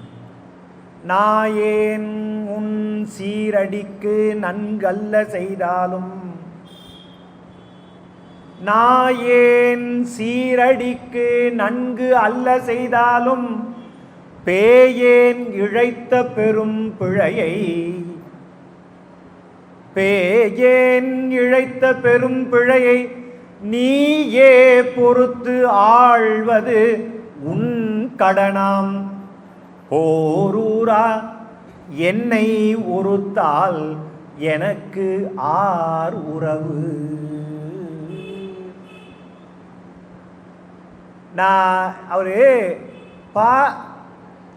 நான் உன்னுடைய சீரடிக்கு நல்லதெல்லாம் ஒன்றுமே செய்யலையா, நிறைய பிழை செய்திருக்கிறேன், நிறைய பிழை செய்திருக்கிறேன். நான் பேயேன் இழைத்த பெரும் பிழையை என்ன பண்ணணும்னா, நீயே பொறுத்து ஆழ்வது என்ன பண்ணணும், உன் கடன்.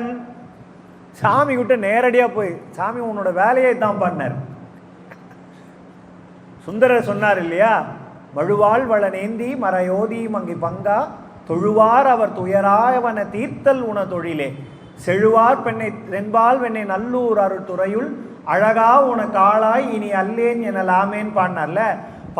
ஆரம்பிக்கும் போதே அவர் முதல் பதிகத்தில் பாடும்போதே வேலை கொடுத்துனே தான் ஆரம்பிக்கிறார். ஃப்ரெண்டு இல்லை, தொழுவார் அவர் துயராவன தீர்த்தல் உன தொழிலே. உன் வேலையே அதான் என்ன, உனக்கு அதான் வேலை செய்ப்பா. நாங்கள் என்ன, எங்களுக்கு என்ன கஷ்டம் பண்ணாலும் அது வேலை தீர்க்க வேண்டியதான் உன் வேலைன்னார். தொழுவார் அவர் துயராவன தீர்த்தல் உன தொழிலே. அதுபோல் இவர் பேயேன் இழைத்த பெரும்பிழையை நீயே பொறுத்தாழ்வது உன் கடனாம்னர். உன் கடமையே அதாயான்னார். போரூரா நீ கடனா, அப்புறம் நீ என்ன அப்படி பொறுக்கலன்னா என்ன, என்னை பொறுக்காமல் என்னை வெறுத்தான, என்னை வெறுத்துட்டேன்னா எனக்கு யார் யார் உறவுன்னு, என்னை வெறுத்துட்டேன்னா அவர் யார் இருக்கா எனக்கு. உற்றார் ஆருளரோ உயிர் கொண்டு போகும்போது குற்றாலத்துறை ஈசன் அல்லால் எனக்கு உற்றார் ஆருளரோ, வேற யார் காப்பாற்றுவான் அந்த காலத்தில், நீ தான். அப்போ நான் பிழை செய்தால் அதுவும் நீ தான். நன்றே செய்தினும் தீதே செய்தினும் நான் அறிவது ஒன்றேயும் இல்லை, உனக்கே பரம் கொடுத்தாச்சு, நான் என்ன பண்ணாலும் அது உனிதான் பொறுப்புன்னு. அப்போ அதுக்கு அதோட தொடர்ந்து போயிட்டே இருப்பார். ஆமாம், குற்றம் இழைத்தாலும் குணமாக்கி கொண்டு நம்மேல் பற்று விடாத பழம்பொருளாம் முத்தவழை காரூர் அரையனுக்கு கற்பக நீழற் கண்டு கொடுத்து போரூர் அரையன் நெஞ்சே போற்று அப்படின்னார். என்னன்னா, நான் குற்றம் இழைத்தாலும் என்னன்னா, அவர் என்ன பண்ணாரு, நான் குற்றம் இழைத்தாலும் நீ குணமாக கொள்ளணும், குற்றம் இழைத்தாலும் குணமாக கொண்டு அடுத்து என்ன நம்மேல், அது அந்த வரி தாங்க எனக்கு அப்படியே உருக்குகின்ற வரி. நம்மேல் பற்று விடாத பழம்பொருளாம். சார் இதுக்கு நம்ம கோடி கொடுக்கலாம் சார். நாம் எவ்வளவோ தவறு செய்கிறோம் இல்லையா, எத்தனையோ தவறு செய்கிறோம். அத்தனை தவறு செய்தாலும் நம்மை பெற்றெடுத்த தாய் நம்மை எந்த நேரத்திலையும் விட்டு கொடுக்க மாட்டார். தாய் அதுதான் கருணை உள்ளம். அது எந்த நேரத்திலையும் அந்த குழந்தையை என்ன தவறு செய்தாலும் விட்டு கொடுக்காது. அப்படி அந்த முருகப்பெருமான் என்ன பண்றாரான்னா, நம்மேல் பற்று வைத்து இருக்கிறானா சார். பற்றெல்லாம் அறுத்து இருக்கக்கூடிய நிலையிலே இருக்கக்கூடிய முருகப்பெருமானுக்கு ஒரு பற்று இருக்குன்னா அது யாருன்னா நம்மேல் வைத்த பற்றுன்னா, நம்மேல் பற்று விடாத பழம் பொருளாம். அந்த பற்று எப்படின்னா, எதை சொல்றது எதை விடுறது, ஒரு அது எப்படி இருக்கும்னு இன்னொரு துரைமங்கலம் சிவபிரகாஷ் சுவாமி சொல்றார். அந்த ஒரு விவசாயி இருக்கான் சார், ஒரு விவசாயி. இந்த விவசாயி என்ன பண்ணுவான், அங்கே இங்கே அவனுக்கு இருக்கிற கடன் தொல்லை இப்போ இருக்கிற கொஞ்சம் நஞ்சமா இல்லையா, எவ்வளவோ கடன் தொல்லை. எத்தனையோ துன்பங்கள். ஆனாலும் என்ன பண்ணுறான்னா, அவனுடைய கருணை இந்த உலகத்தில் இருக்கிற உயிர்கள் வாழணுன்றதுக்காக உழவு செய்கிறான் சார், இல்லையா? அவன் உண்ணுவதற்காக உழவு செய்கிறான்.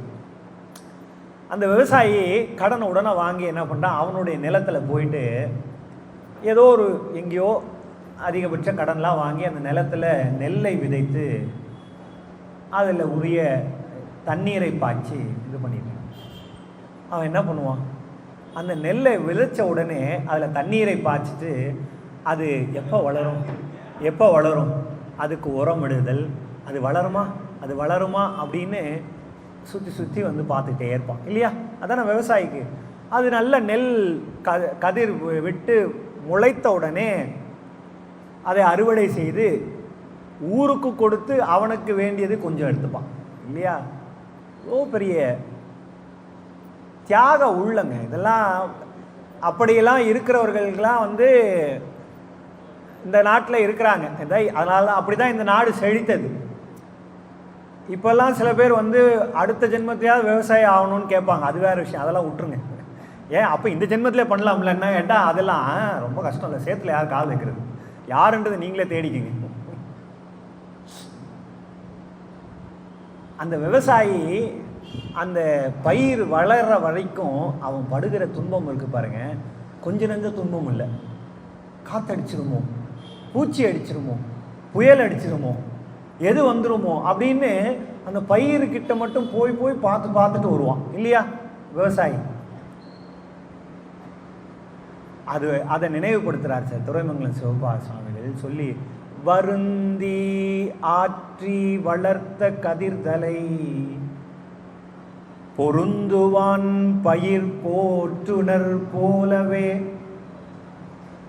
அந்த கதிர் தலையில அந்த பயிர் பொருந்துவான் பயிர் போற்றுனர் போலவே, அது போற்றி வளர்க்குறானா அந்த மாதிரி போற்றி வளர்க்குறான் பாரு. அது எப்படி ஒரு விவசாயி அந்த கதிர் வளரணும்னு ஆசைப்படுறானோ அதே போல அந்த சிவபெருமான் இந்த உயிர் வளரணும்னு ஆசைப்படுறான். பொருந்துவான் பயிர் போற்றுனர் போலவே விரிந்த வேணியில் வெண்மதி சூடி பின் திரிந்து காப்பன் சிவசிவ என்மீனே. சார் அவர் திரிந்து அந்த விவசாயி எப்படி அவர் போய் அந்த ஒவ்வொரு நிமிஷமும் அந்த பயிரை பார்த்து அது வளருதான்னு பார்த்துக்கிட்டே இருப்பானோ, அதுபோல இந்த உயிர் தழைக்கணும், உய்தி பெறணும் அப்படின்னு சொல்லி சிவபெருமான் இந்த நிலத்தில் விட்டுருக்கான். இந்த நிலத்தில் விட்ட போது நமக்கு அறிவு வளரணும். அந்த குழந்தைக்கு அறிவு வருதா அந்த அனுபவம் வருதான்னு பார்த்து வளர்ப்பானா. விரிந்த வேணியில் வெண்மதி சூடி சொல்லிட்டு அது ஒரு அடுத்த 2 வார்த்தை போட்டா சார். பின் திரிந்து காப்பன் சிவசிவ என்மீனே. அவன் என்ன பண்ணுவானா சார், உங்களை விட்டு பிரிஞ்சு போக மாட்டானா.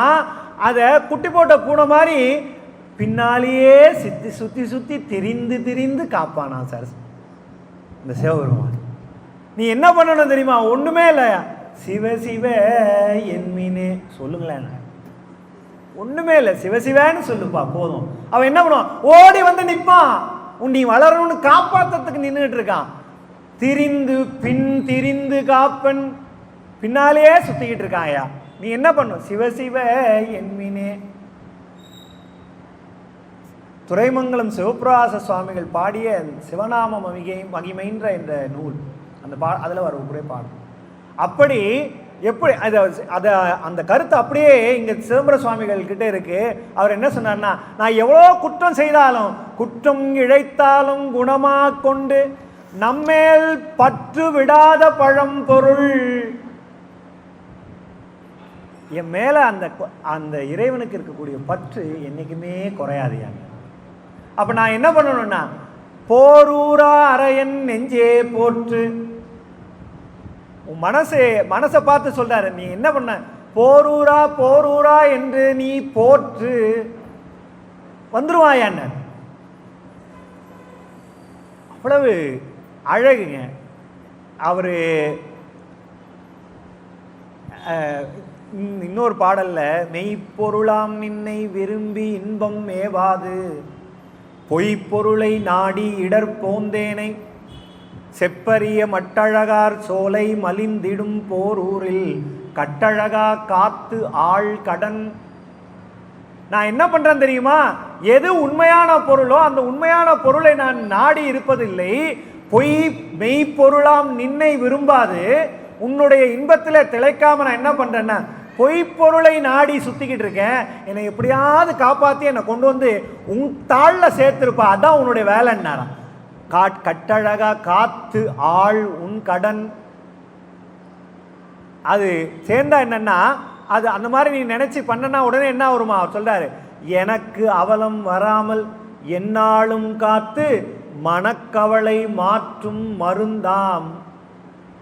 யாரு? திருப்போரூர் முருகன். புனச்சிறுமி முத்துவட கோடு அழுத முன்னான்கு தோல் உடையான் தத்து புனல் போரூரன் தாள். என்னன்னா, எனக்கு எந்த அவலமும் வராமல் காப்பாத்துறவன் யார் தெரியுமா? அவன் தான். எனக்கு அவலம் வராமல் என்னாலும் காத்து மனக்கவலை மாற்றும் மருந்து. யாரு? இங்க திருப்போரூர் முருகன். சார், இங்கே உட்காந்துட்டு செங்குந்த கோட்டம் கோயில், அவர் யோசிப்பார், செங்குந்த கோட்டம் கோயிலில் உட்காந்து திருப்போரூர் முருகன் கிட்ட போய் பேசிக்கிட்டு இருக்கீங்களே சார், எல்லாம் அவன்தான் இல்லையா? நம்ம முதல் நாள் பார்த்தது போல சதுக்கமும் சந்தியும் புதுக்கும் கடம்பும் மன்றமும் பொதியும் எல்லாம் அவன் தான். அது எங்கெங்கெல்லாம் அழகு இருக்கோ அங்கெல்லாம் முருகன் தான். அதனால் அது பற்றி எந்த விதமான கேள்வியும் இல்லை. அந்த முருகன் என்ன தெரியுமா? நீங்கள் போய் இந்த மாதிரி நெஞ்சே போற்றுன்னு சொன்னார் இல்லையா? போற்றா என்ன பண்ணுவார்னா, அவரா தாயாம் எனக்கு உரிய தாதையாம். அவர் யாரு? தாயாம் எனக்கு உரிய தாதையாம் சத்குருவாம் தேயா கருணை மொழி தெய்வமாம் மாய பொருள் நீக்கும் அன்பர் புனித வீடு ஏற இருள் நீக்கும் போரூராயிரை. அவர் யாரும் இல்லையா? எனக்கு உரிய தாயையும் தந்தையும் அவன்தான். என் தாயும் எனக்கருள் தந்தையும் நீ சிந்தாகுல மாணவை தீர்த்து எனையாள் கந்தா கதிர்வேல் அவனே முருகா அப்படி மைந்தா குமரா மறை நாயகனேன்னு கந்தர் அனுபவ பாடினார் இல்லையா? அதுபோல எனக்கு உரிய தாயும் தந்தையும் அவர் தான். இந்த தாயும் தந்தையும்னு ஒன்னே என்ன பண்ணுவாங்கன்னா, உடனே குழந்தை இல்லையா? குழந்தை ஒன்று என்ன ஆகுன்னா, குழந்தை அழும் இல்லை, குழந்தை அழும்னு உடனே இவர் குழந்தைய அழுகிறாரா சொல்றாரு. அவருக்கு சொல்றாரு உடனே என்னன்னா, கலங்கினேன் கண்ணீர் உன் கையால் துடைத்தே அலங்கிலை வேல் ஆறுமுகத்து ஐயா புலன்கரணம் கண்டறியா இன்பம் கடையேற்கு போரூரா உண்டு அறிய தந்தாள் உவந்து. முருகப்பெருமானே, நான் உங்ககிட்ட கேட்கறது என்ன தெரியுமா? வேற ஒன்றும் இல்லையா, நான் கலங்கி நிற்கிறேயா. என்னன்னா, கலங்கினேன் என் கண்ணீர், கண்ணிலேருந்து கண்ணீராக வருது. என்ன தெரியுமா பண்ணணும்னு கேட்குறேன் நான், உன் கையால் துடைத்து. வேற ஒன்றும் வேணாயா, உன் கையால், உன்னோட பிஞ்சு கையால் அப்படியே என் கண்ணில் இருக்கிறது வர கண்ணீரை தொடச்சி விடைய, அது போதும்னு.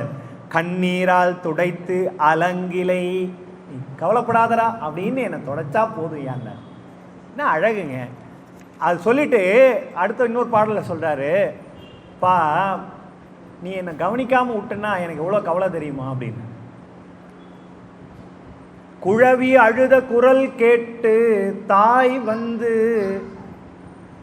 அழுத கண்ணீர் மாற்றி அமுது ஊட்டும் கெழுதகை போல நாயேன் இடர் களைந்து நல்லருள் ஊட்டும் போரூர் சேயே நம் தாயாகும் தேர். இந்த குழவியாகிய குழந்தை இருக்கு பாருங்க, குழந்தை அப்படி அழுது வந்துட்டுன்னா என்ன பண்ணுவாங்களான்னா, குழந்தை அழுறதை பார்த்து எந்த தாயாவது கம்முன்னு அழட்டும் விடுவாங்களா? இல்லையா? இல்லையா? தாய்மார்கள்லாம் இங்கே இருக்கீங்க, குழந்தை அழுதா உடனே என்ன பண்ணுவோம்? ஐயோ என் குழந்தை அழுறான்னு நெஞ்சு பொறுக்காது இல்லையா? உடனே என்னென்ன, குழந்தை அழுத குரல் கேட்டு தாய் வந்து அழுத கண்ணீர் மாற்றி, கண்ணீரை தொடச்சி என்ன பண்ணுவாங்கன்னா அமுது ஊட்டும். அதுபோல என்ன பண்ணணும்னா நாயேன் இடர் களைந்து நல்லருள் ஊட்டும் போரூர். யாரு? போரூர் சேயே. குழந்தையே நமக்கு தாய் ஆயிடுச்சுன்னு அழகா அதுல முரணாக சொல்லுகிறார். போரூர் சேயே நம் தாயாகும். தேர்ந்திடு. தேர்னா தேர்ந்திடுன்னு அர்த்தம். அப்போ ஒரு குழந்தை, அதாவது சார் இந்த அழுத குரல் கேட்டு வரலன்னா அது அது தாய்க்கும் தந்தைக்கும் அழகா இல்லையே. அருணைநாதர் பாடுறாரு, எனக்கு அந்த பாடல் தான் உடனே நினைவு வரும். ஏது புத்தி ஐயா எனக்கினி யாரை நத்திடுவேன் அவத்தினில் ஏயிரத்தல் கோலோ எனக்கினி தந்தை தாய் என்று ஏயிருக்கவும் நானும் இப்படி தவித்திடவோ சகத்தவர் ஏசலில் படவோ நிகைத்தவர் கண்கள் காண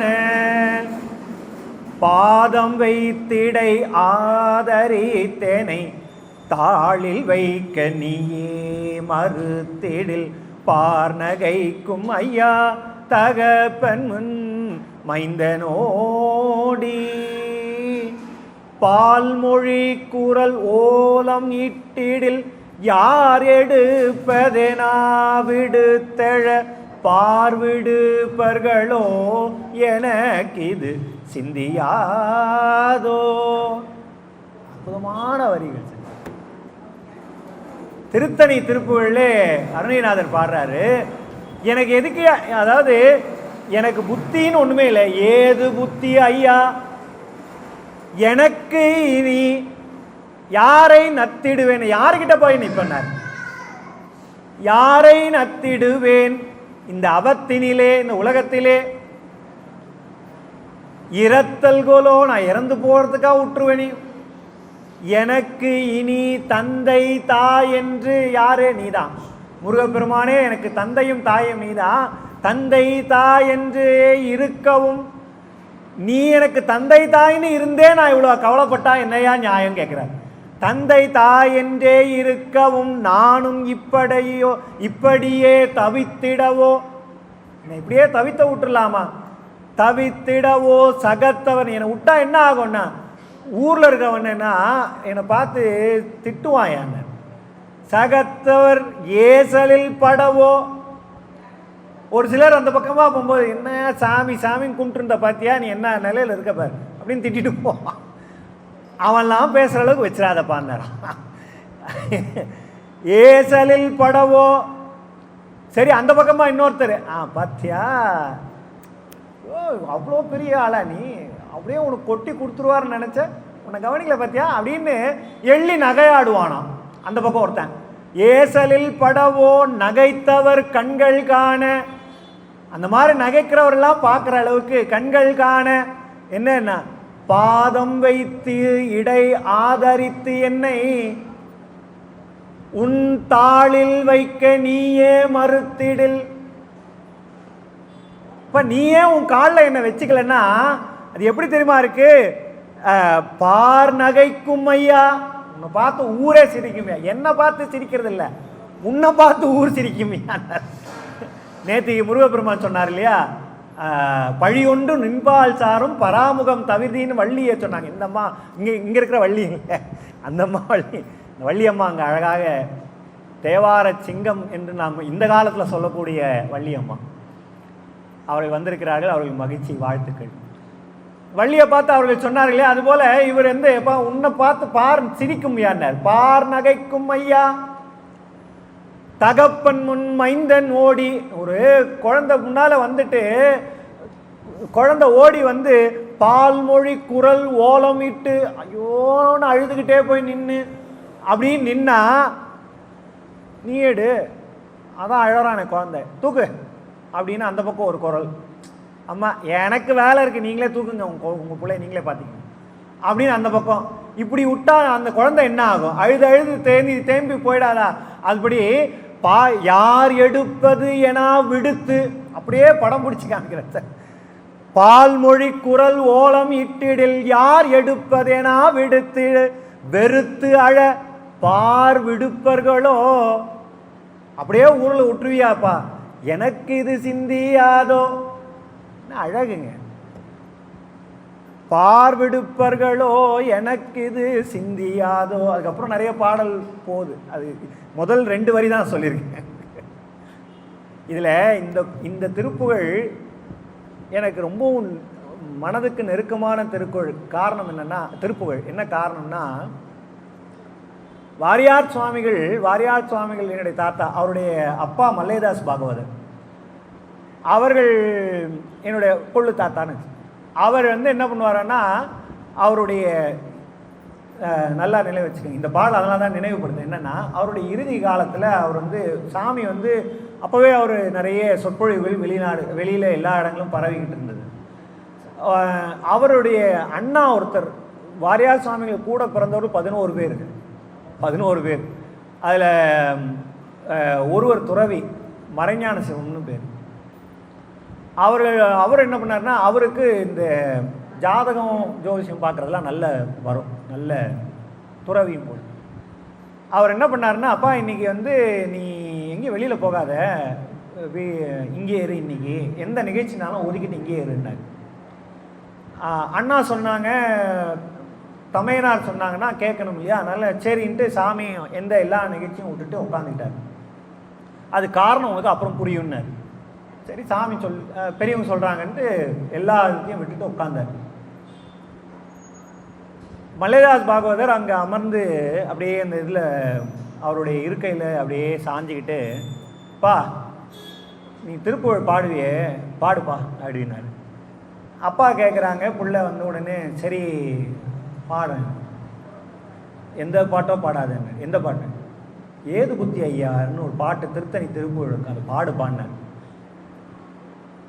சரி, சாமி சாமிக்கு எத்தனையோ பாடல்கள் மனனம் அறிவு மாதிரி கொட்டும். ஒரு பாட்டுக்கு அந்த திருப்புகழை உருகி பாடிக்கிட்டு இருக்காரு. பாடினோடனே மறுபடியும் பாடுப்பா அப்படின்ற அதே பாட்டு மறுபடியும் பாடினார். அவர் அதை அப்படியே கேட்டு அவர் உயிர் அடங்கியது.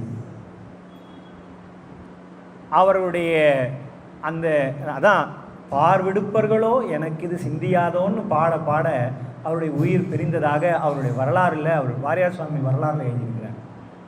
அப்படி உயர்ந்த பகுதியை வைத்திருக்கக்கூடிய திருப்புகழ் இந்த திருத்தணி திருப்புகழ். அது அப்படியே அவர்கள் இங்கே சிதம்பர சுவாமிகள் சொல்லுகிறார், குழவி அழுது குரல் கேட்டு தாய் அழுத கண்ணீர் மாற்றி அமுது ஊட்டும் கெழுதகை போல நாயேன் இடர்களைந்து நல்லருள் ஊட்டும் போரூர் சேயே. குழந்தையே தாயாயிடுச்சான், சேயே தாயாம்.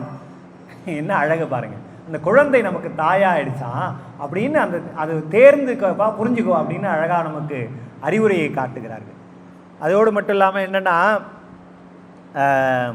நிறைய பாடல்லாம் இருக்குது. நான் முக்கியமான ஒரு பகுதிக்கு போயிடுறேன், ஏன்னா நேரம் இல்லை. ஒன்றை மட்டும் நான் சொல்லி, ஏன்னா நம்ம என்றைக்குமே நம்ம வரும்போது நமக்கு ஒரு கொள்முதல் இருக்கணும் இல்லையா. அவர் இன்னொரு பாடலில் கூட நான் சொன்னார், ஆரியனாய் வந்தும் அறிவுக்கு அறிவாயும் கூறிய நூல் தந்தும் கொடியேற்கு பேரறிவு தந்தாய் மறந்து தளர்கின்றேன் போரூர் வாழ் எந்தாய் செய்கேன் இனி என் செய்கேன் இனி எந்தாய் என் செய்கேன் இனி. நீ எனக்கு அருள் பாலிச்சப்பா முருகப்பெருமானே. ஆரியனாய் ஆரியன்னா நீங்கள் உடனே ஆரியன் திராவிடன் நினச்சிக்காதீங்க, ஆசிரியர்னு அர்த்தம். ஆசிரியராக வந்தார், ஆசிரியனாக அறிவுக்கு அறிவாய் கூறிய நூல் தந்தம் கொடி ஏற்கு என்னை போல கொடியவனானே எனக்கு நீ என்ன பண்ண பேரறிவு தந்தாய். தந்துட்ட, நான் என்ன பண்ணிட்டேன் தெரியுமா, மறந்தேன் தளர்கிறேன், மறந்து தளர்கின்றேன் போரூர் வாழ் எந்தாய் என் செய்கேன் இனி என் செய்கேன் இனி.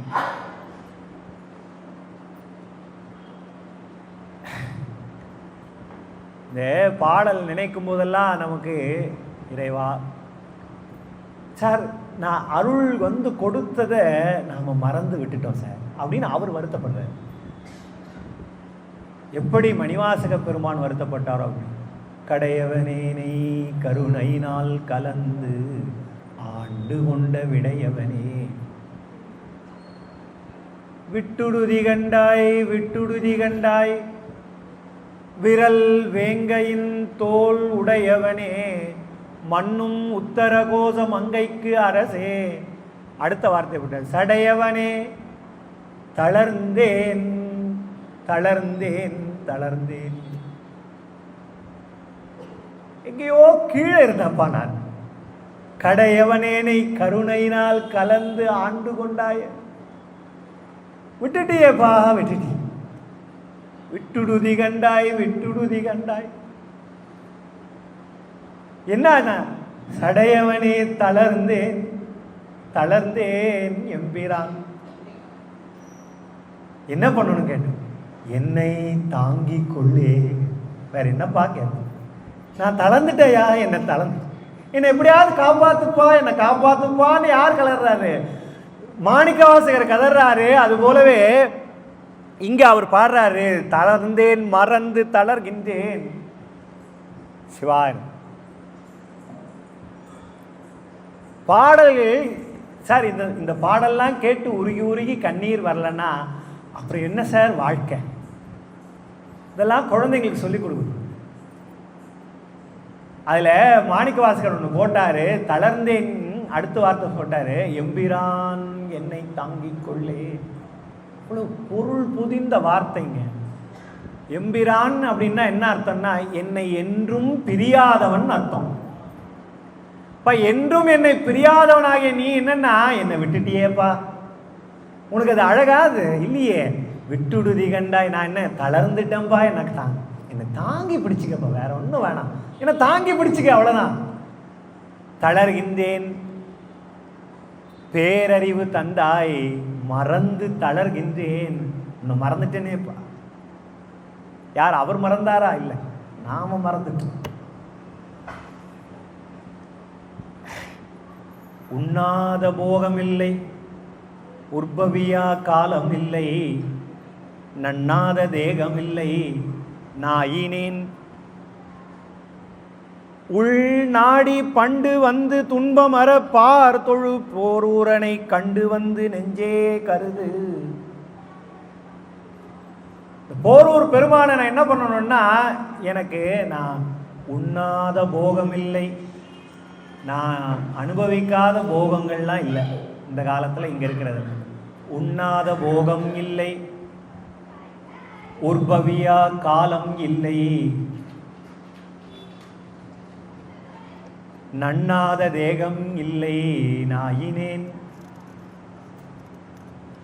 ஐயா இந்த வரி இருக்கு பாருங்க, இந்த வரி இந்த ரெண்டு வரிங்க. உண்ணாத போகம் இல்லை, உற்பவியா காலம் இல்லை, நண்ணாத தேகமில்லை, நாயினேன்.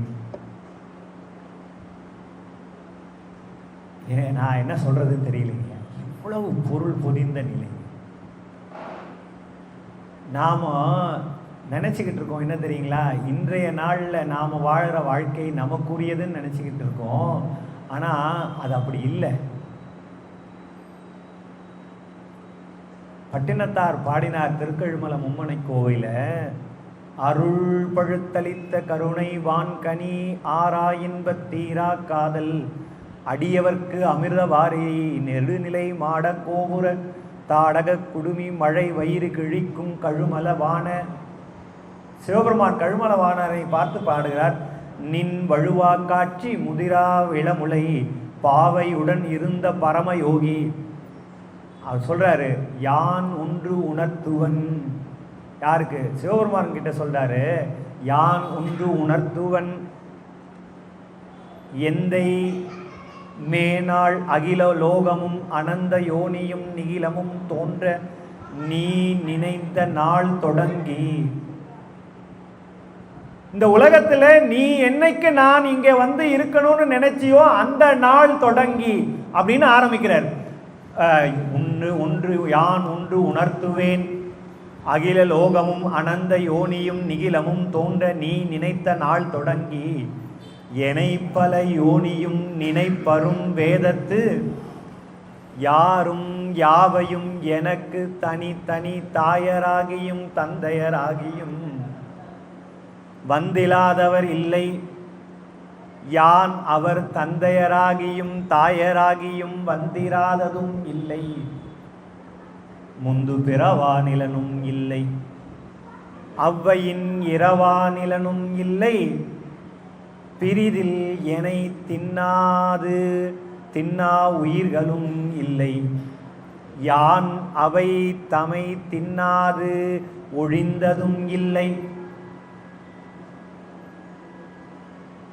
சார் நாம இன்னைக்கு பிறந்த இதனால இந்த வாழ்க்கை சதம்னு நினச்சிக்கிட்டு இருக்கோம். அவர் சொல்கிறாரு, இல்லைப்பா,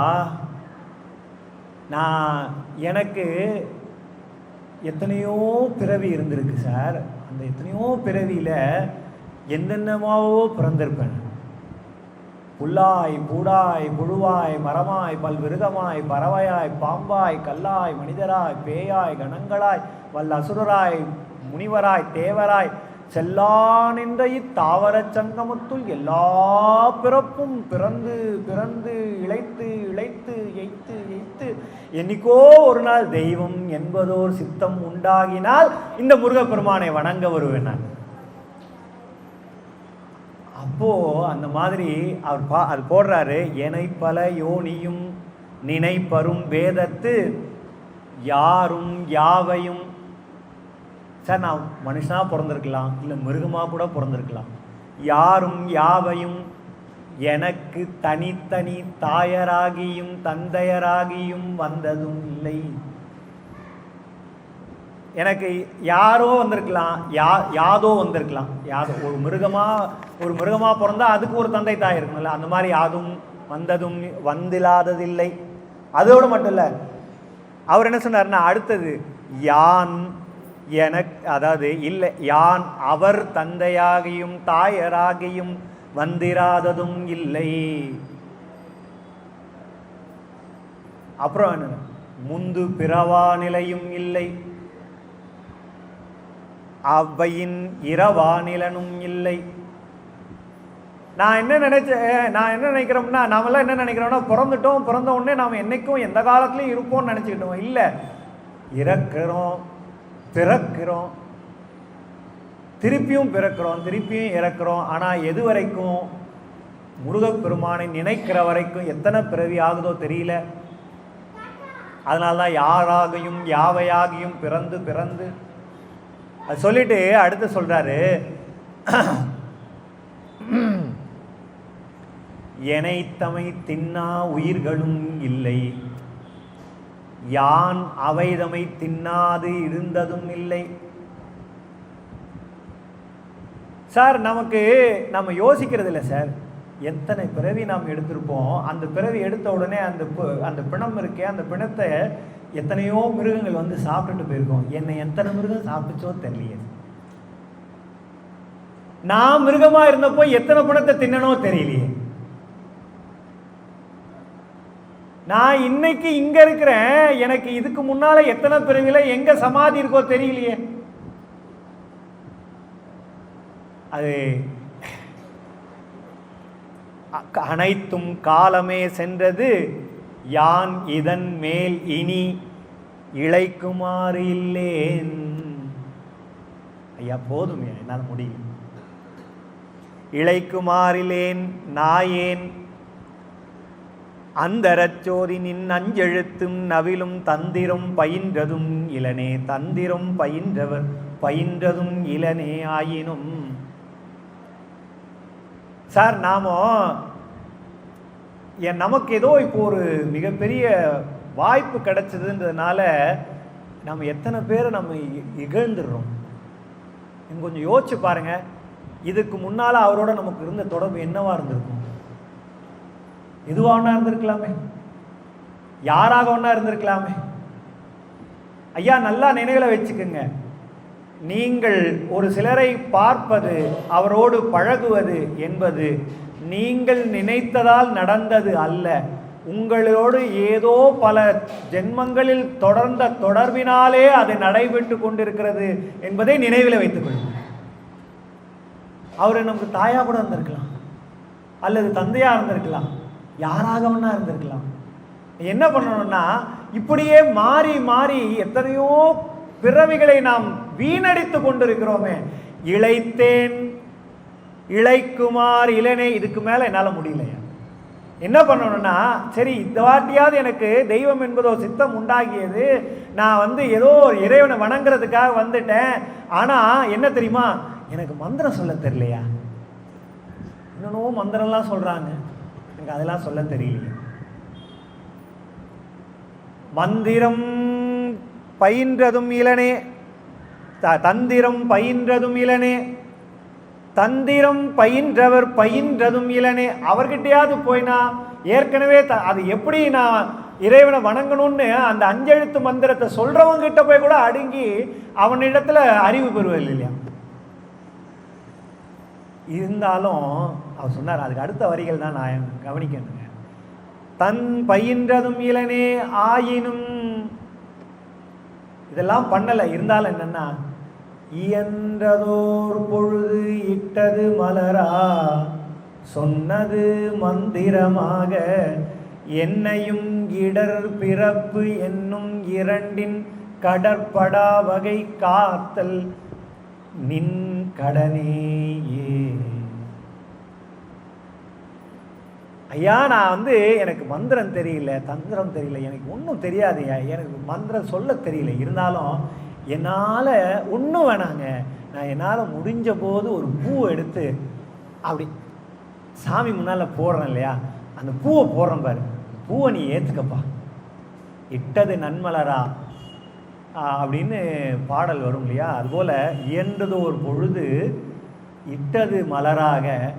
நான் வேற எனக்கு மந்திரம் சொல்ல தெரியலாலும் எனக்கு ஒன்றே ஒன்று, முருகா முருகா முருகா சொன்னது மந்திரமாக. முருகா முருகான்னு நான் சொன்னேன்னா, சொன்னது மந்திரமாக, அதை எடுத்துக்கப்பா. எடுத்துட்டு என்னன்னா, எனக்கு என்ன தெரியுமா பண்ணு, என்னையும் இடர் பிறப்பு இறப்பு என்னும் இரண்டின் கடற்படா வகை. இந்த இறப்பு பிறப்பு, இறந்து பிறந்து இறந்து பிறந்து உழண்டு உழண்டு நான் நொந்து போயிருக்கிறேனே, அந்த பிறவி சுழல்ல என்னை வீழ்த்திராதப்பா. என்னை இடர் பிறப்பு இறப்பு என்னும் கடற்படா வகை காத்தல் நின் கடனே. சார் என்ன வரிகள் சார் இதெல்லாம்! நாள்தோறும் தயவு செய்து இதை நீங்க முழுமையாக படித்து சொல்லி கொடுத்தீங்கன்னா நல்லா நினைவில் வச்சுக்கோங்க. யாரையும் நீங்கள் இகழ மாட்டீர்கள், யாரையும் நீங்கள் குறைத்து மதிப்பிட மாட்டீர்கள். சார் பயம் வராதா சார் நமக்கு? நானா இருந்திருப்பணும், இல்லை இங்க சமாதியை பார்க்கும்போது ஐயோ நானா, அந்த பிணத்தை தின்னும் போது ஐயோ இதே மாதிரி நான் எப்பயோ தின்னுருப்பேனே, இல்லை என் பிணத்தை ஏதோ ஒரு மிருகம் தின்னுருக்குமே. இப்படி ஒரு சிந்தனை வருமே ஆனால் நாம் எந்த நேரத்திலும் வழுவாது இருப்போம். வழுவாது இருக்கிறது தான் என்ன, அந்த முருகப்பெருமானுடைய திருவடியை நமக்கு பெற்றுத்தரும். அதுபோல அந்த முருகப்பெருமானை நாம் வணங்கி அதை, ஐயோ நேரம் ஓடிக்கிட்டே இருக்கு. அற்புதமான இந்த பாடல்கள்லாம் தயவு செய்து இவர்கள் அவர் இன்னொன்று ஒரே ஒரு பாடல் மட்டும் நான் சொல்லிக்கிறேன். வேற ஒன்றும் இல்லைப்பா. நான் என்ன அவர் கொடுக்கணும் தெரியுங்களா? முருகப்பெருமானுக்கு நான் என்ன கொடுக்கணும்? வேற ஒன்றுமே இல்லை. என் போதம் நின் பாலே ஈதலே நல் அறம். வேற ஒன்றும் இல்லைங்க. அவருக்கு நிவேதனம் என்ன தெரியுமா? நீங்கள் எதை கொடுத்தாலும் அவர் போய் சேர போகிறது இல்லை சார். நீங்கள் நினைக்கிறீங்க அந்த இதுவும் மாலையும் பழமும் பயிரும் அதெல்லாம் அவர் கொடுத்தா அவருக்கு அவர் ஏற்புடையதுன்னு நினச்சிருக்கீங்களா? இல்லை, அவர் கொடுத்ததை நாம் திருப்பி கொடுக்குறோம். வெள்ளத்தில் பிள்ளையாரை பண்ணி அதையே கொஞ்சம் கிள்ளி வெள்ளமாக வச்சு நெய்வேத்தியம் பண்ணோம். அந்த மாதிரி கதை தான் அது. அவர் கொடுத்ததே திருப்பி கொடுக்குறதுல அதில் ஒன்றும் இல்லை. எது தெரியுமா நம்ம கொடுக்கணும்? வேற ஒன்றுமே இல்லை. என்னுடைய கண்ணீரை அவருக்கு கொடுக்கணும் சார், என்னுடைய அறியாமையை அவருக்கு கொடுக்கணும். அதுதான் எங்கிட்ட இருக்கிறது. நாமளா உருவாக்குறது என்ன? நம்ம கிட்ட இருக்கிற அறியாமை தான், நம்மளுடைய கண்ணீர் மட்டும்தான். அதோட முக்கியமாக என்னென்ன, யான் எனது என்ற செருக்கு அருந்த இடம். அதுதான் தற்போதம் சொல்லுவாங்க. அதுதான் நீங்க கொடுக்கணுமா? என் போதம் நின் பாலே ஈதலே நல் அறம். வேற ஒன்றும் இல்லை சார். முருகப்பெருமான் கேட்கறது என்ன தெரியுமா? யான் எனது என்று அற்ற இடமே திருவடியா மோன பரானந்தம் முடியாக ஞானம் திருவுருவா இச்ச செயல் அறிவு கண்ணா கந்தர் கலியும்பால் வரும். வேற ஒன்றும் இல்லை. எல்லாம் நான் செய்கிறேன்னு நினைக்காதீங்க. எல்லாம் அவன் செய்தது. யான் எனது என்று அற்ற இடம் எதுவோ அது முருகப்பெருமான் வந்து நிற்கக்கூடிய இடம் என்பதனாலே அதை நினைவிலே கொள்ள வேண்டும் என்று சொல்லி அந்த முருகப்பெருமானை எந்த நேரத்திலும் நீங்கள் வழுத்த வேண்டும் என்கின்ற அந்த ஒரு வேண்டுகோளை அவர் காத்துக்கிட்டு இருக்கார். நீங்களும் காத்துக்கிட்டு இருக்கீங்க, நான் எப்போ முடிப்பேன். அவர் காத்து கொண்டிருக்கிறார். அவர்களுக்கு உரிய அந்த வணக்கத்தையும் அவருடைய வழிபாட்டையும் நாம் சிந்தை எந்த அளவிலே செலுத்த வேண்டும் என்று சொன்னால், சிதம்பர சுவாமிகள் சொல்லிய வகையிலே அவர்கள் நீங்கள் வாய்ப்பு இருக்கிறவர்கள் ஒரு முறையாவது அந்த முருகப்பெருமானை பார்த்து விட்டுவார். இவ்வளவு பெரிய அருளாளர்களை எல்லாம் நாம் வணங்க வேண்டும் சார். அருளாளர்களை வணங்கினா தான் சொன்னல, அடியார்களை வணங்கினால் அவருக்குள்ள இருக்கிற சிவபெருமானையும் முருகப்பெருமானையும் வணங்கியதாக ஆகும். அப்போ அந்த அடியாரை வணங்குங்கள். அவர்கள் போல அற்புதம் செய்த அந்த நூல்களை வணங்குங்கள். அதை பாராயணம் ஒரு 2 பாடலாவது தயவு செய்து அங்கே நாம் மனப்பாடம் செய்து அவர்களை நாம் அந்த வழிபாட்டிலே செய்வோம். குறைந்தபட்சம் அந்த முதல்ல சொன்ன 3 பாடலில் ஏதாவது ஒரு பாடலாவது நோயுற்று அடராமல் நொந்து மனம் பாடாமல் அந்த பாடலையாவது தயவு செய்து நாள்தோறும் பாராயணம் செல்லுங்கள் என்று சொல்லி, ஆறுமுகம் வாழி 6 தோள் வாழி தேருபதம் வாழி 2 தேவிமார் வீறுபுடை வாழி வேல் வாழி மயில் வாழி போரூரர் வாழி சகம் வாழி மகிழ்ந்து என்று சிதம்பர சுவாமிகள் சொன்ன வாழ்த்தையே நினைவு கொள்ளி இந்த அளவிலே இந்த உரையை நிறைவு செய்கின்றேன். இந்த உரையை இதுகாரும் பொறுமையாக கேட்டிருந்து உங்களுடைய பொன்னார் திருவடிகள் அனைவருக்கும் வணக்கத்தையும் நன்றியும் தெரிவித்து, இந்த அறங்காவலர் குழு அனைவருக்கும் இந்த அற்புதமாக விழாவை ஏற்பாடு செய்த அந்த அத்துணை நல்லுள்ளங்களுக்கும் இந்த வாய்ப்பினை வழங்கிய அத்துணை நல்லுள்ளங்களுக்கும் நன்றியை தெரிவித்து நிறைவு செய்கின்றேன். தென்னாடுடைய சிவனே போற்றி. வெற்றிவேல் முருகனுக்கு.